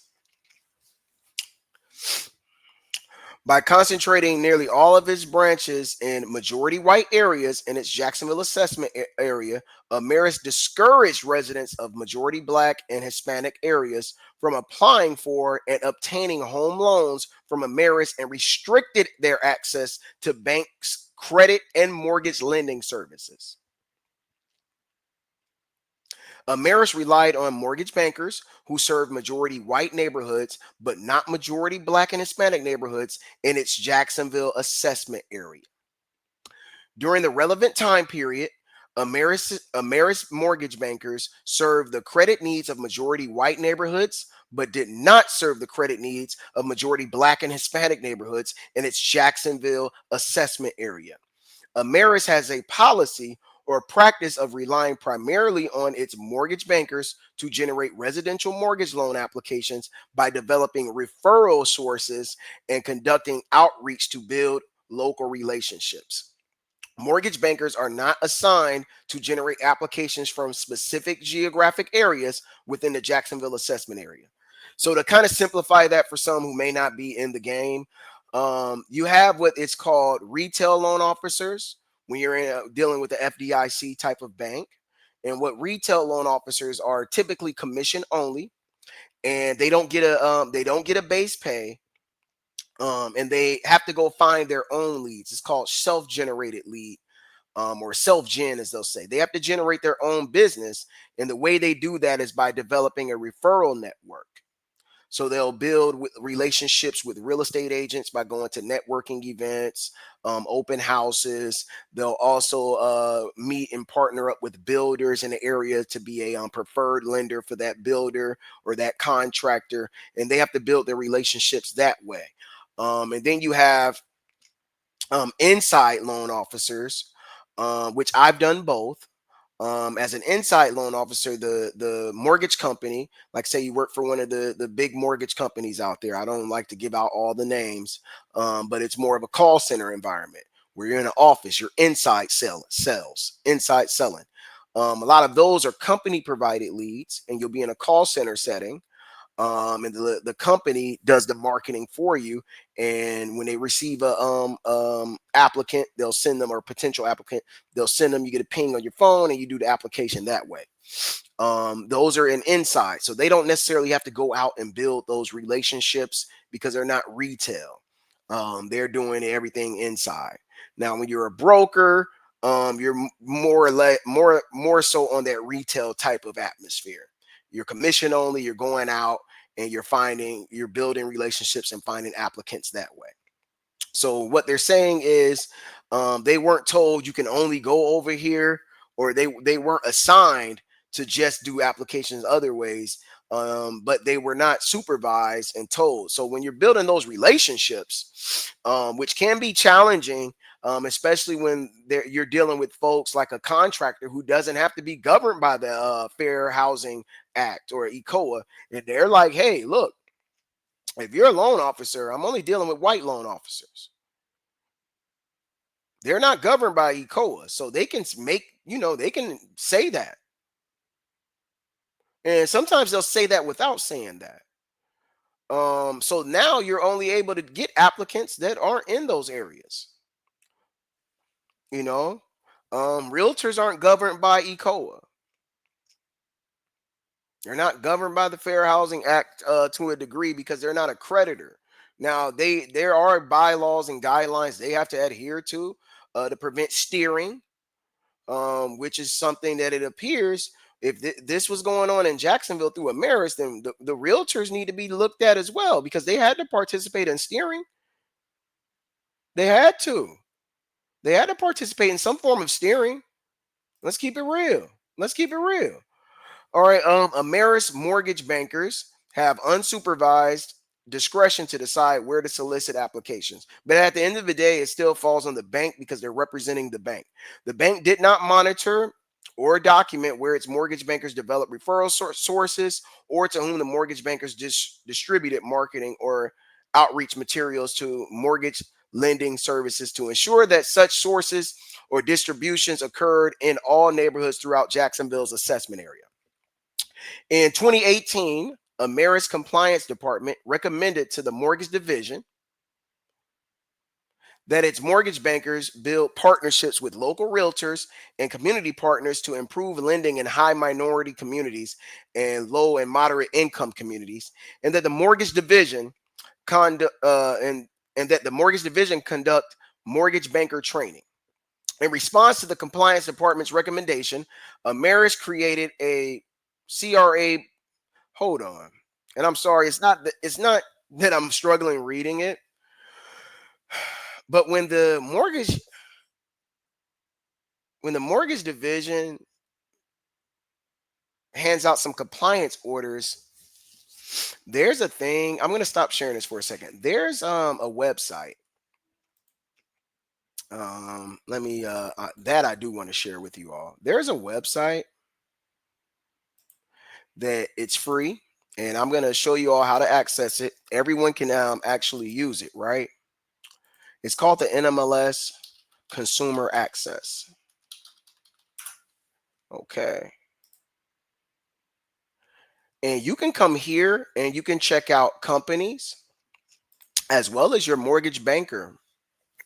And you can see if they what states they're licensed in, if they're authorized to conduct business, if they have any sort of regulatory actions, which would be more or less like a spanking from the mortgage banking division. It'd be a spanking. And got whooped a little bit. We got in some trouble. So let's see if Ameris Bank has any regulatory actions. You see, regulatory actions. Regulatory actions are regulatory reported administrative or enforcement actions. Where this was an enforcement action, they said that they made them change their ways, but it says none was posted to the nation to the NMLS. None was posted to the NMLS. None was posted to the NMLS. Why is that? See, the people need to be able to go find this. They should be able to come on here, click, and see what the mortgage division made them do. They told them that this was a regulatory action against them. This is a complaint. This was a complaint. They have none. Now it's saying they have 8 active bank branches. I don't see any here. See, this is coming across a little shady. It's coming across a little shady. They got 689 mortgage loan officers. 689 that are registered. 689. They were formed in 71. So you can see all of this about a company. You can see all of this about a company. You just come right on NMLS Consumer Access. As you saw, you just type in the little code and you come in here and you can look at everything, where their branch locations are and so forth. They're a FDIC corporation. See, this is their regulator. Now, the regulator, FDIC, didn't put anything on here. Now, their state licenses, they got Maryland. All right, I don't see anyone else. And they just got this renewed right here. All right, but yeah. Okay, this is public. It's free. You can come here and you can look up whomever, any bank, your bank, someone else's bank. You want to check out your loan officer, you just type in their NMLS ID. You see right here, you type that in and it'll pull them up. I'll show you exactly how to do it. So we can go back. You can type in the name of the bank or you can just type in their ID. It's like this. You want to look for an individual, you do this. You want to look for a company, you do this. Booyah, pulls them up. All right. But I'm trying to figure out how come they don't have any regulatory actions showing, because you're supposed to go right here, click on it, and it's supposed to pull up this trusty dusty document that we have here, called the complaint on the USA, United States of America versus Ameris Bank. We're supposed to be able to see that. We're supposed to be able to see this complaint right here. Right here. We're supposed to be able to see this. We're supposed to be able to see it. We're supposed to be able to see this right here, homie. Why can't we see it? I don't understand. I don't understand. I'm trying to figure it out. But anyways, let's get back to the document. I just wanted to sidebar because it was kind of bothering me a little bit. It's bothering me a little bit. But anyways, in response to the compliance, wait, hold on. Is this where I was at? Yeah. In response to the compliance department's recommendation, Ameris created a CRA mortgage banker position. Ameris's chief executive officer offered this specialized CRA mortgage banker job to a person who did not apply for or seek out the role, had no banking experience or relevant background knowledge, and no familiarity with or connections to Black or Hispanic neighborhoods in Jacksonville. So the CEO of Ameris hired someone to be a CRA mortgage banker who, one, had no experience as a mortgage banker. So how do you get hired to be a mortgage banker with no experience? And I'm talking about directly hired, offered the job from the CEO. You didn't apply for the job. You didn't even look for the job, but they offered it to you anyway. And this was their response to the compliance department recommending that its mortgage bankers build partnerships with local realtors and community partners to improve lending in high minority communities. So your response to that was to offer the job to someone who doesn't even have experience in doing this at all. They don't even have experience in doing it, nor do they have any connection to the Black and Hispanic neighborhoods.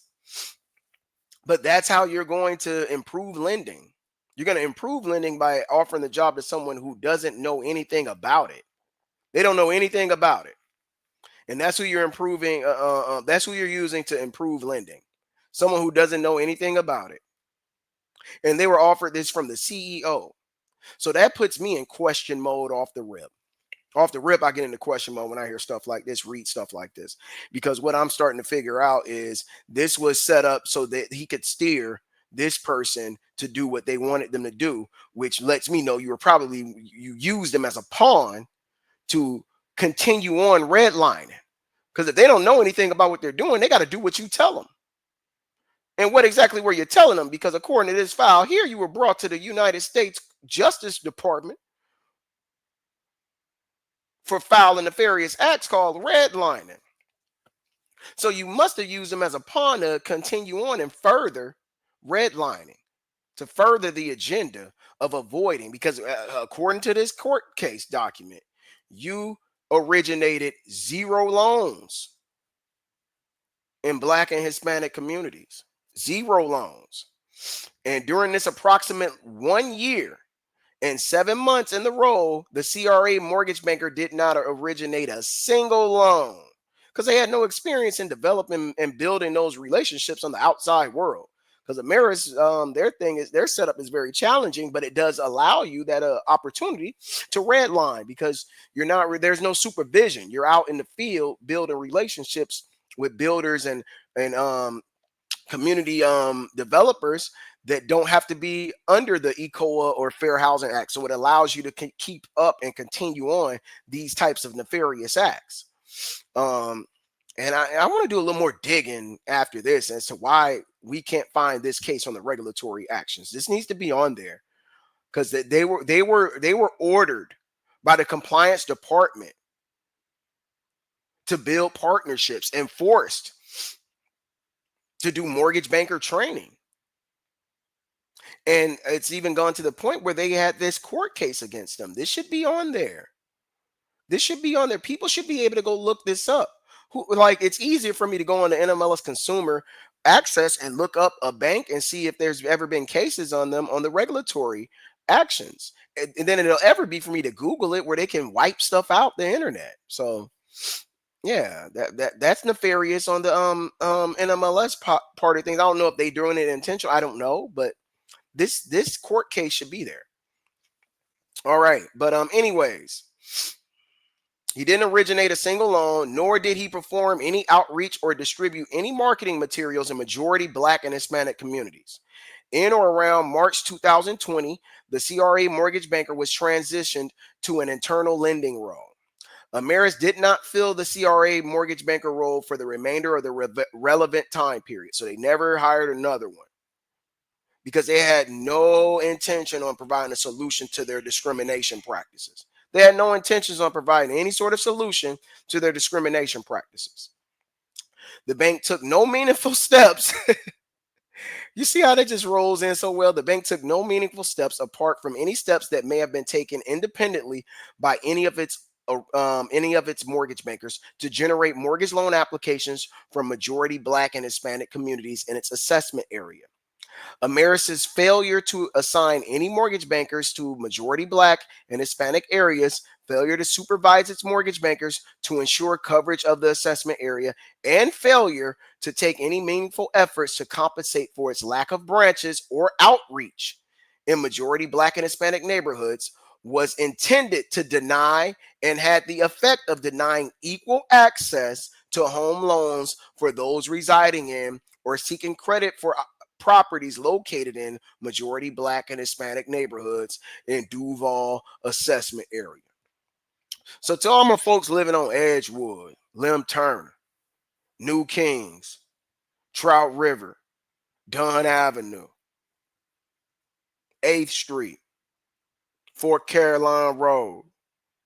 Have any of y'all seen any flyers in the mail from Ameris Bank? Any billboards for Ameris Bank? I mean, according to this court case, they haven't even had a branch from Ameris Bank in y'all areas. Not even a branch.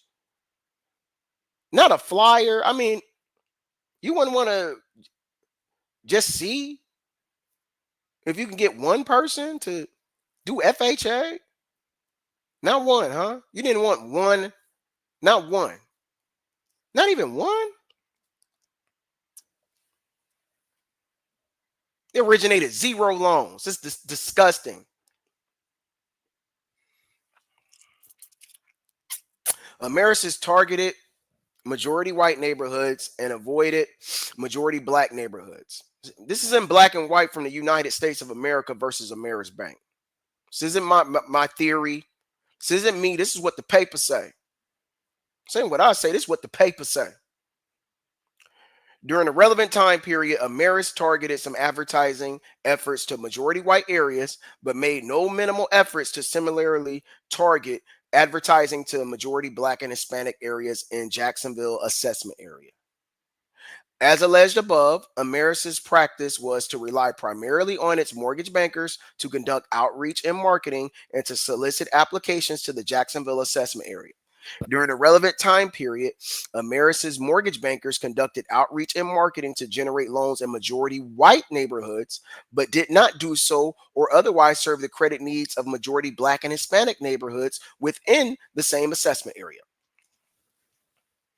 Ameris' corporate marketing division advertises across all banks' markets, focusing on the branding and website traffic.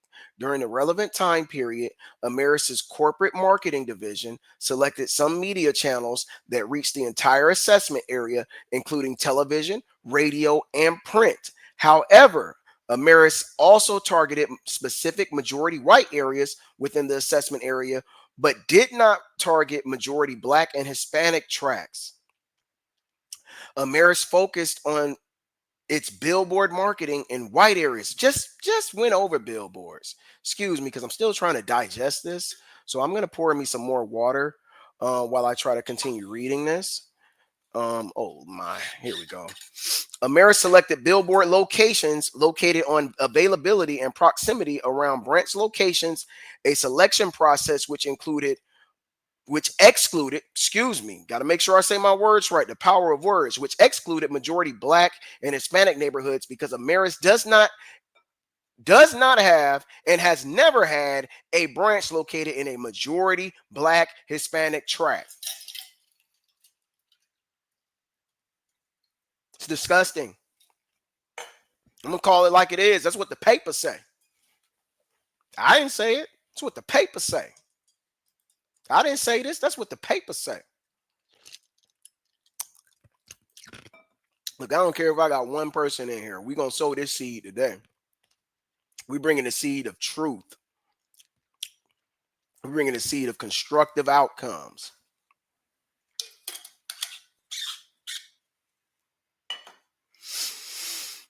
Ameris did not advertise on any billboards located in majority Black and Hispanic tracts. Ameris selected the billboard locations based on availability and proximity around branch locations, a selection process which excluded majority Black and Hispanic neighborhoods because Ameris does not and never has had a branch in a majority Black community. In 2020, in a majority Black and Hispanic tract.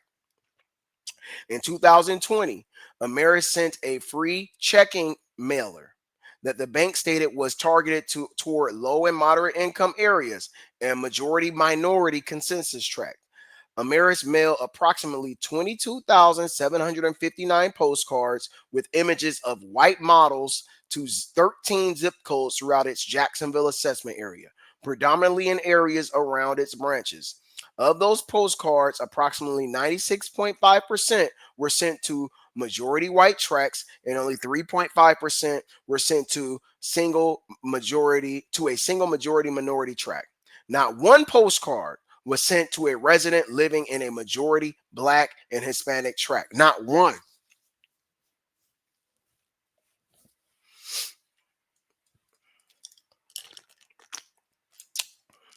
I don't know about y'all, but I get nonsense in the mail, non-constructive advertising sent to me regularly from banks, for credit cards, for refinancing, auto loans. How do you go out of your way to not just mail a postcard just to see? Like, you're literally going out of your way to not get business. Not even for a credit card. Isn't that what this was talking about? A free checking. You didn't even want them to have a checking account. Lord. These folks ain't even playing. Boy, you talk about savage. This savage activity. You don't even want no black Hispanic folks having no bank account with you. You don't want them to walk into your bank. You don't have a bank built near them. You don't market or advertise to them. You don't want their money. You don't want their business. And you're a business.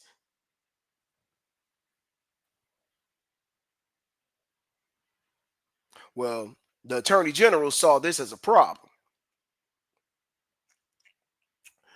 Ameris' practice of concentrating its billboard, direct mailer, and other marketed materials in areas around its branches resulted in little marketing in majority black and Hispanic neighborhoods.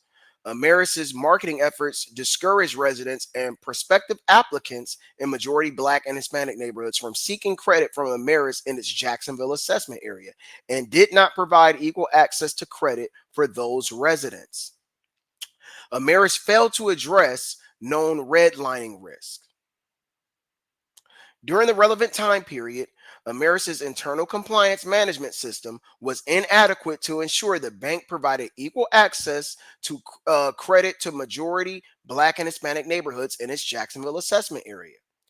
As early as 2016, Ameris knew that its internal redlining analysis was insufficient to identify and measure redlining risk, but it did not revise its monitoring practice until 2018. In May 2018, using its revised analysis, an Ameris report identified 44 low and moderate income or high minority tracts where other lenders originated loans in 2017, but Ameris originated zero. And that's what I was saying earlier.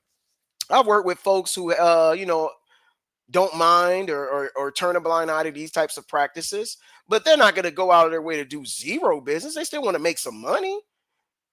So to do zero and to be a bank of this magnitude and have such a footprint in Jacksonville altogether, why would you not do one loan? Not one.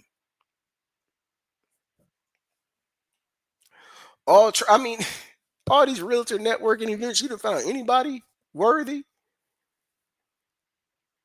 Not one open house, huh? Not one networking event where somebody's just, hey man, I need a mortgage loan officer. I mean, nobody. And what did it say on the NMLS? I believe they had like almost 700 loan officers. Not one.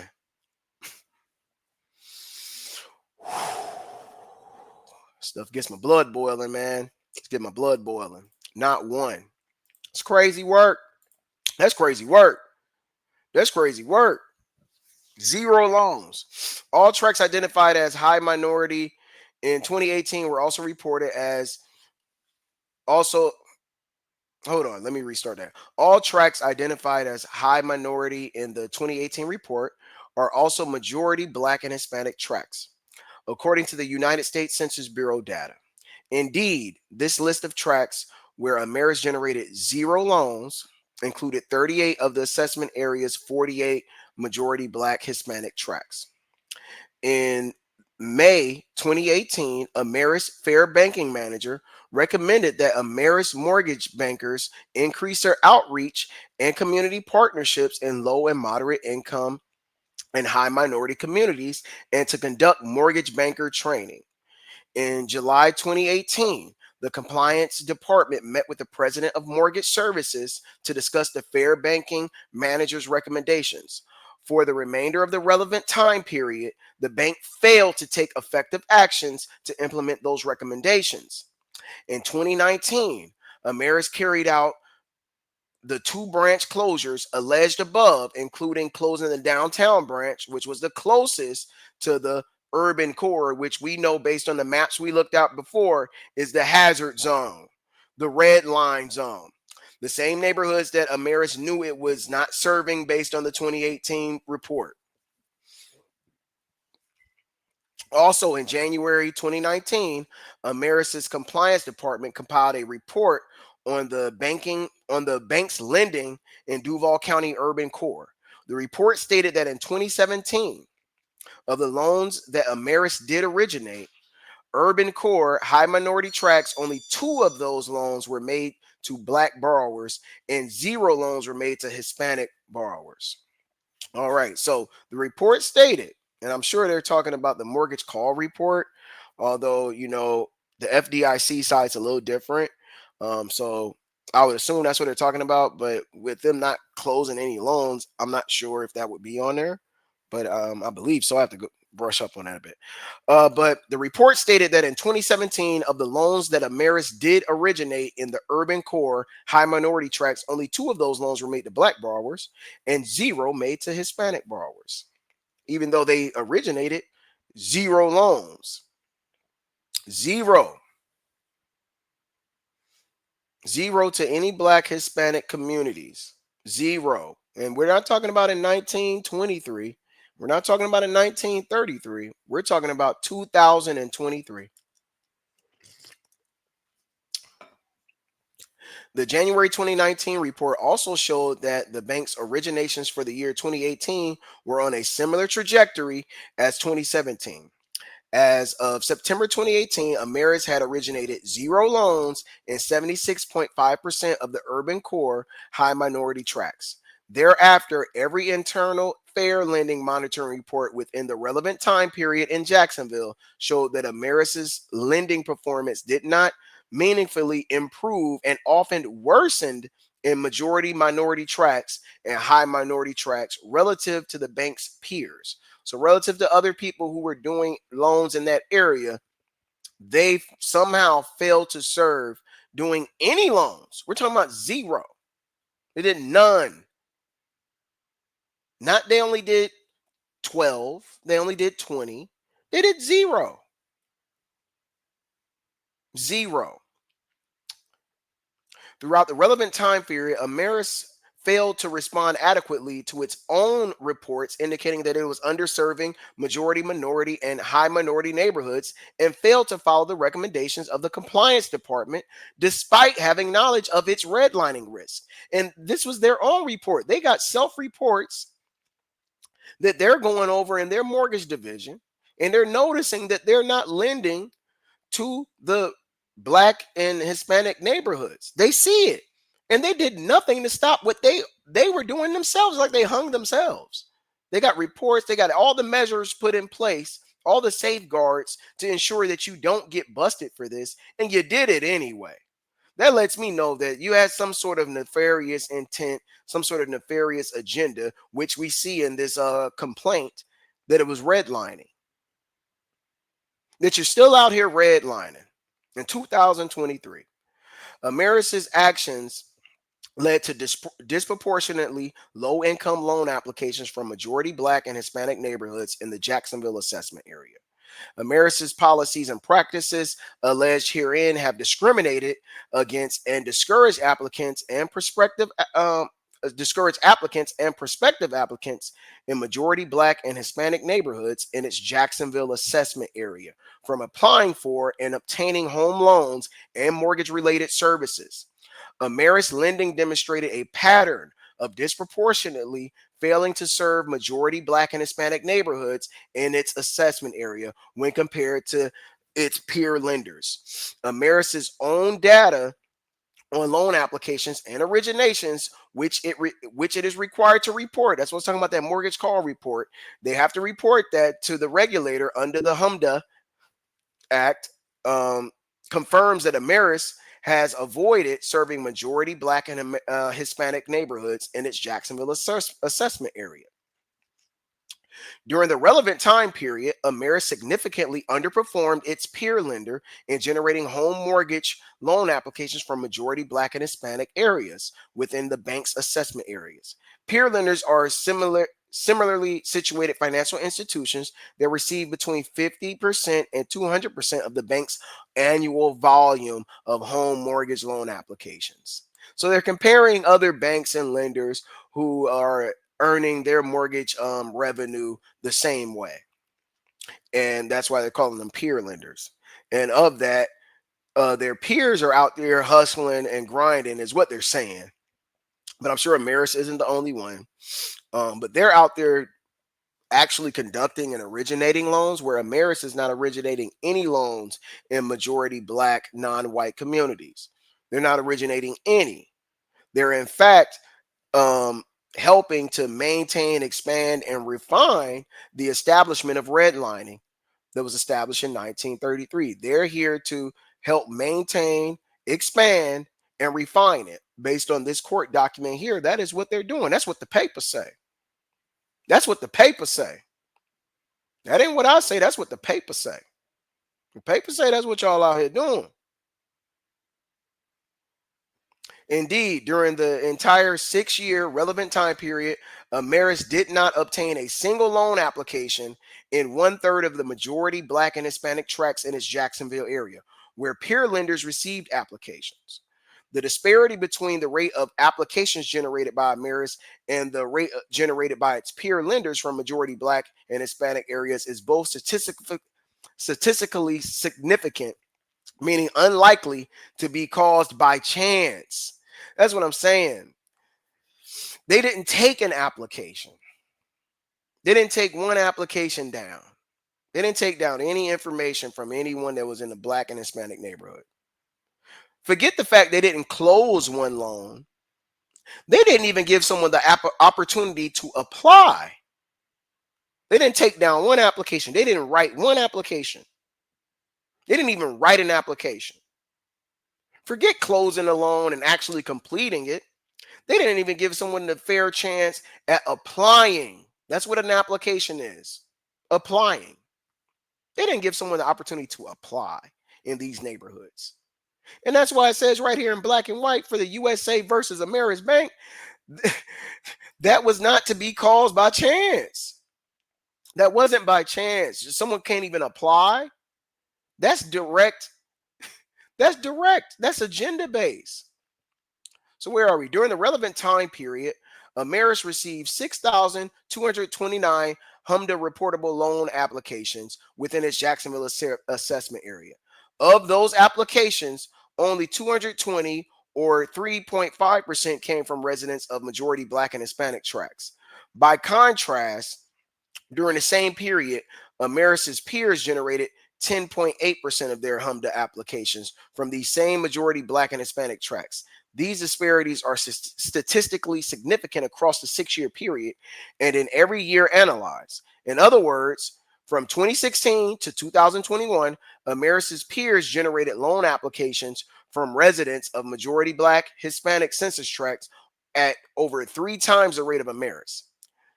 The statistically significant disparities between applications Ameris generated from majority Black and Hispanic neighborhoods and those its peers generated that show or that were residents in the majority Black and Hispanic areas in the Jacksonville assessment area who were seeking home loans. Ameris had no legitimate, non-discriminatory reason to draw so few applications from this area. And we're not even talking about origination as far as from application to close, because we already went over that they did 0 of that activity. They didn't close any loans. So when you say originated 0, what they're saying is they had no loans closed.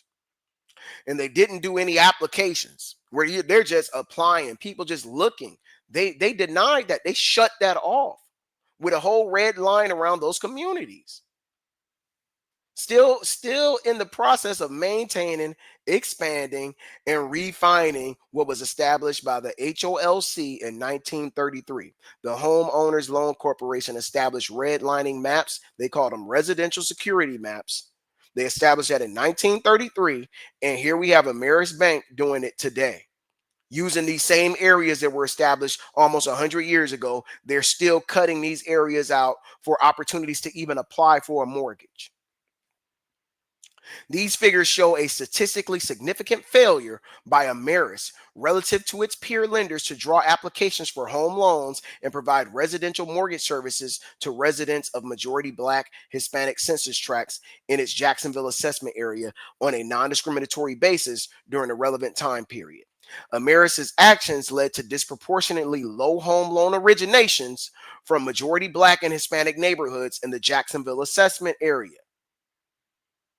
They weren't originating any loans there. They weren't taking no applications. If you stayed on Lim Turner, they didn't want your application. If you stayed on 8th Street, they didn't want your application. If you stayed on Moncrief, they didn't want your application. If you stayed on Dunn Avenue, they don't want your application. If you stayed on Edgewood, they didn't want your application. You stayed on Fort Carolina Road, they didn't want your application. You stayed on 103rd, they don't want your application. You stay on Wilson, they didn't want your application. I can keep going. I know Jacksonville well from the west side to the north to the east. They didn't want your application if you was in the hazard zone. 103rd, they didn't want your application. Shout out to the west side. They didn't want your application. If you stayed on lane, as they call it, lanes, you stayed on lane, they didn't want your application.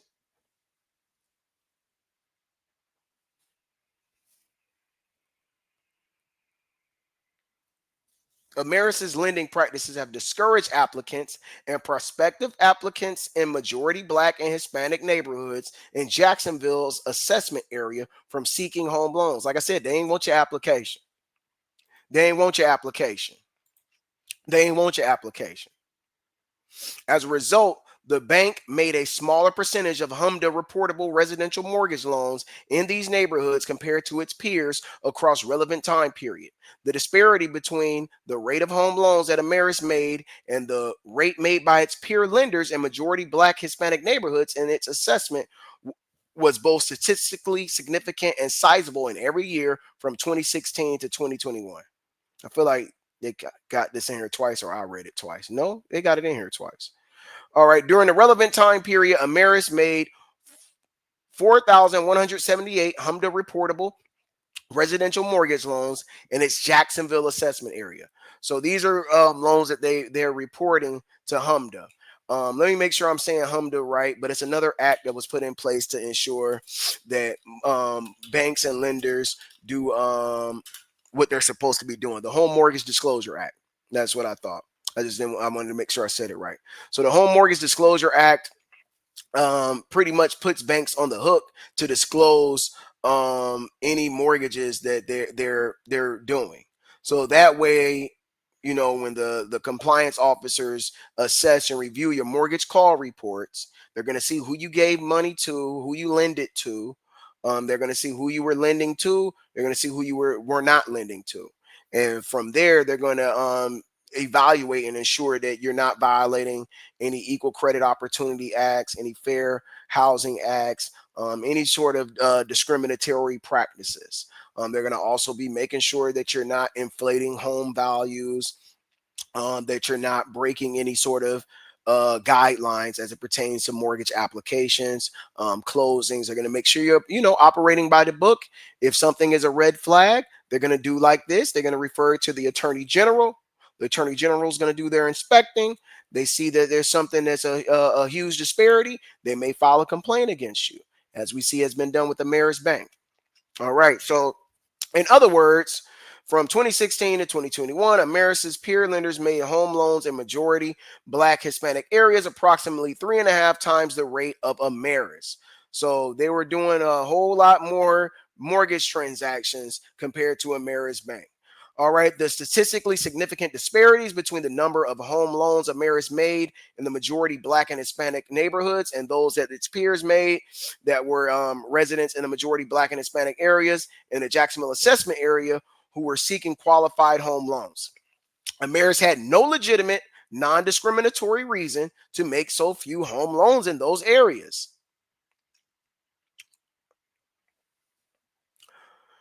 So, count one, the violations of the Fair Housing Act. The United States incorporates all paragraphs of the compliant as fully set forth. Oh, hold on. Hold on.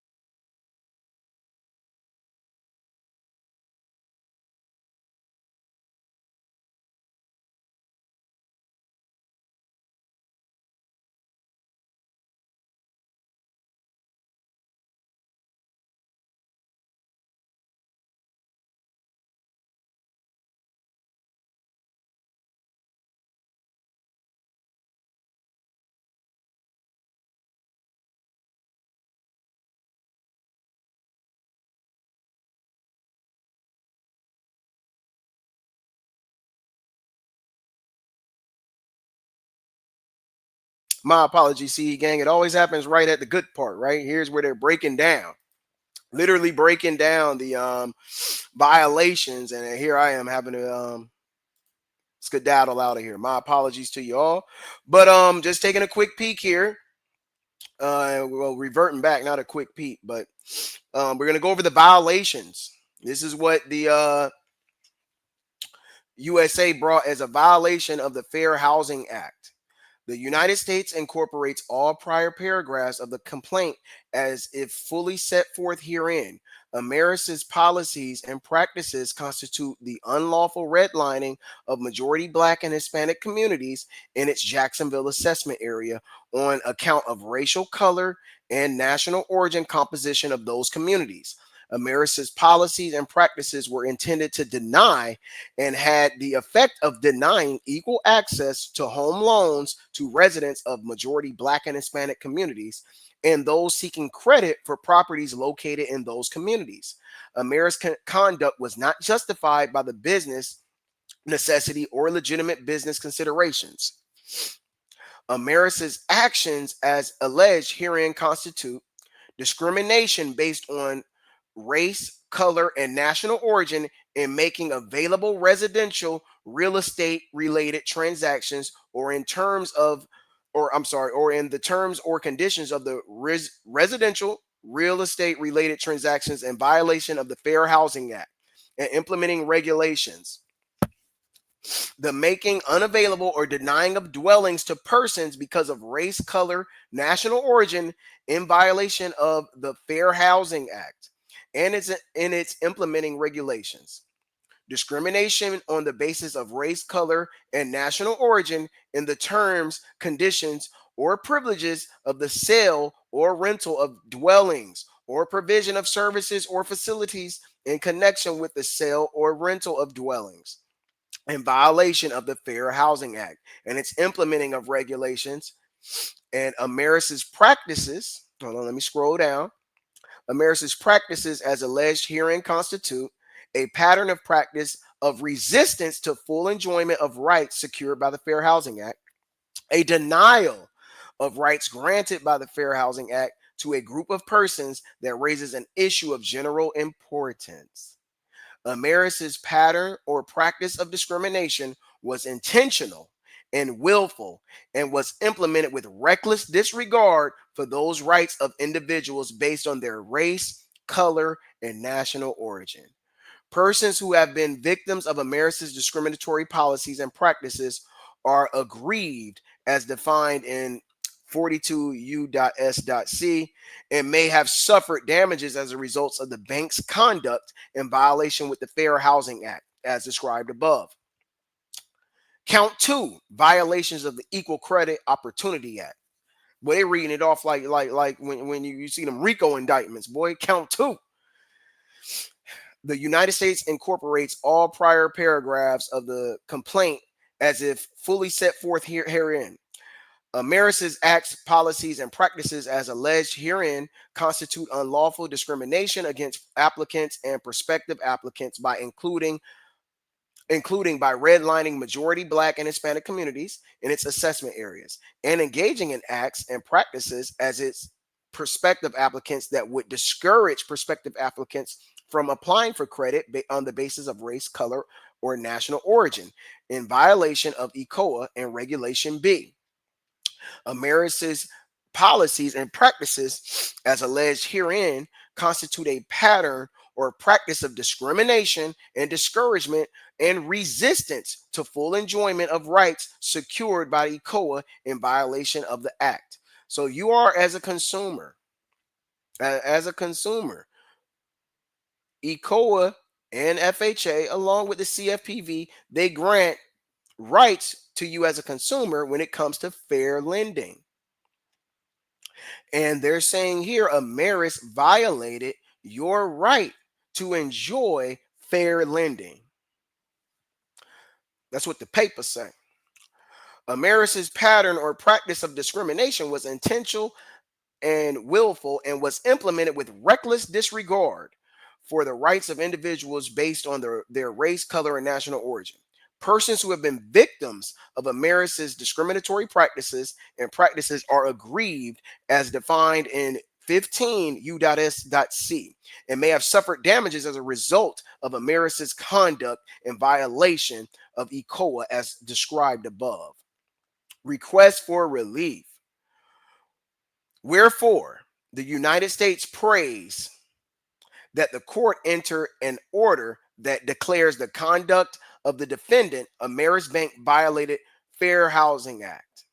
Declares that the conduct of the defendant, Ameris Bank, violated the Equal Credit Opportunity Act. And I'm sure there's some other acts, if we get to digging, that we'll see they violated too.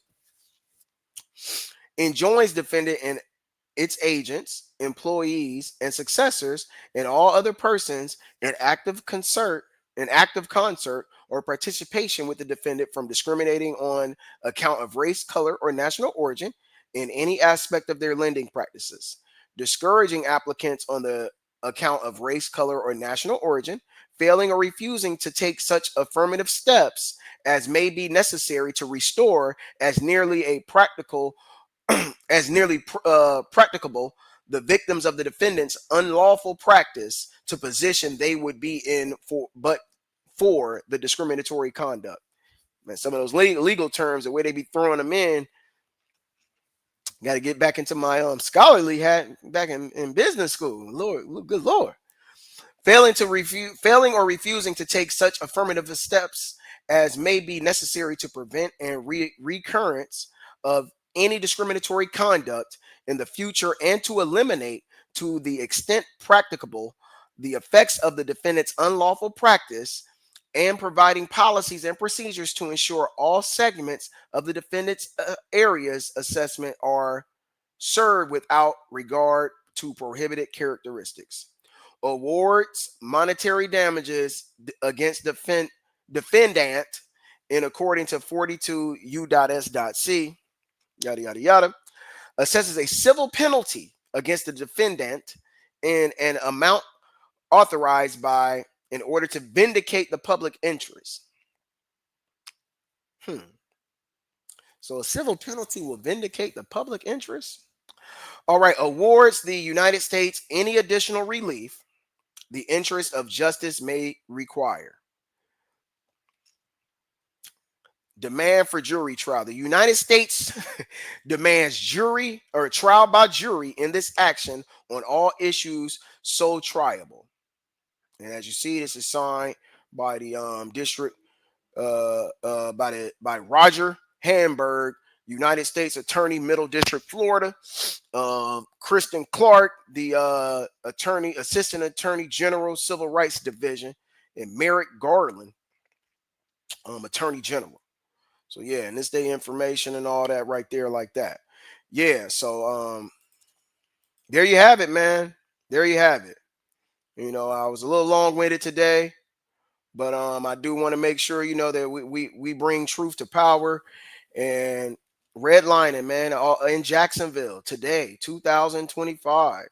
Um, there's still companies out there like Ameris Bank, and we're gonna be going through all of them. I think I'm gonna start naming the series the Neighborhood Watch. We're gonna go through all these neighborhoods and see who all's doing this dirt, because we need to be bringing awareness to this. Folks need to be aware of what's going on and why they're not gaining opportunities that were granted to them according to the court case, granted to them by the Fair Housing Act, by the Equal Credit Opportunity Act. You're granted these types of opportunities and you're being denied them, and folks need to know why they're being denied and know who the culprit is, so they can actually be informed citizens, informed voters, informed mortgage lenders, informed applicants. They need to be informed about what's going on in their life. So I'm here to bring out what the news isn't showing you. They're not showing you that this is going on. Ameris Bank took place in expanding. Well, they took place in maintaining, expanding, and refining with the Homeowner Loan Corporation established in 1933 called Redline Maps, where they drew a line. They drew a line. They drew a line and said these folks are not they're not worthy. They're not worthy. They're hazardous. They denied them the generational wealth. They denied them the opportunity. Ameris Bank took zero loans, took zero loan applications, zero. They didn't do one application, not one, not one, not one application. But that's what we have for today. Did just want to go over the redlining that was established in Jacksonville and is still ongoing to date, which is very unfortunate. But please, please, please subscribe, share. To all my folks in the 904, man, share this with your family, share this with your friends. I know it's not the most attractive thing, but share this. And I'll be trying to get this out on other outlets. But this is your boy Seeds, and always be constructive. I'll holler at y'all, man.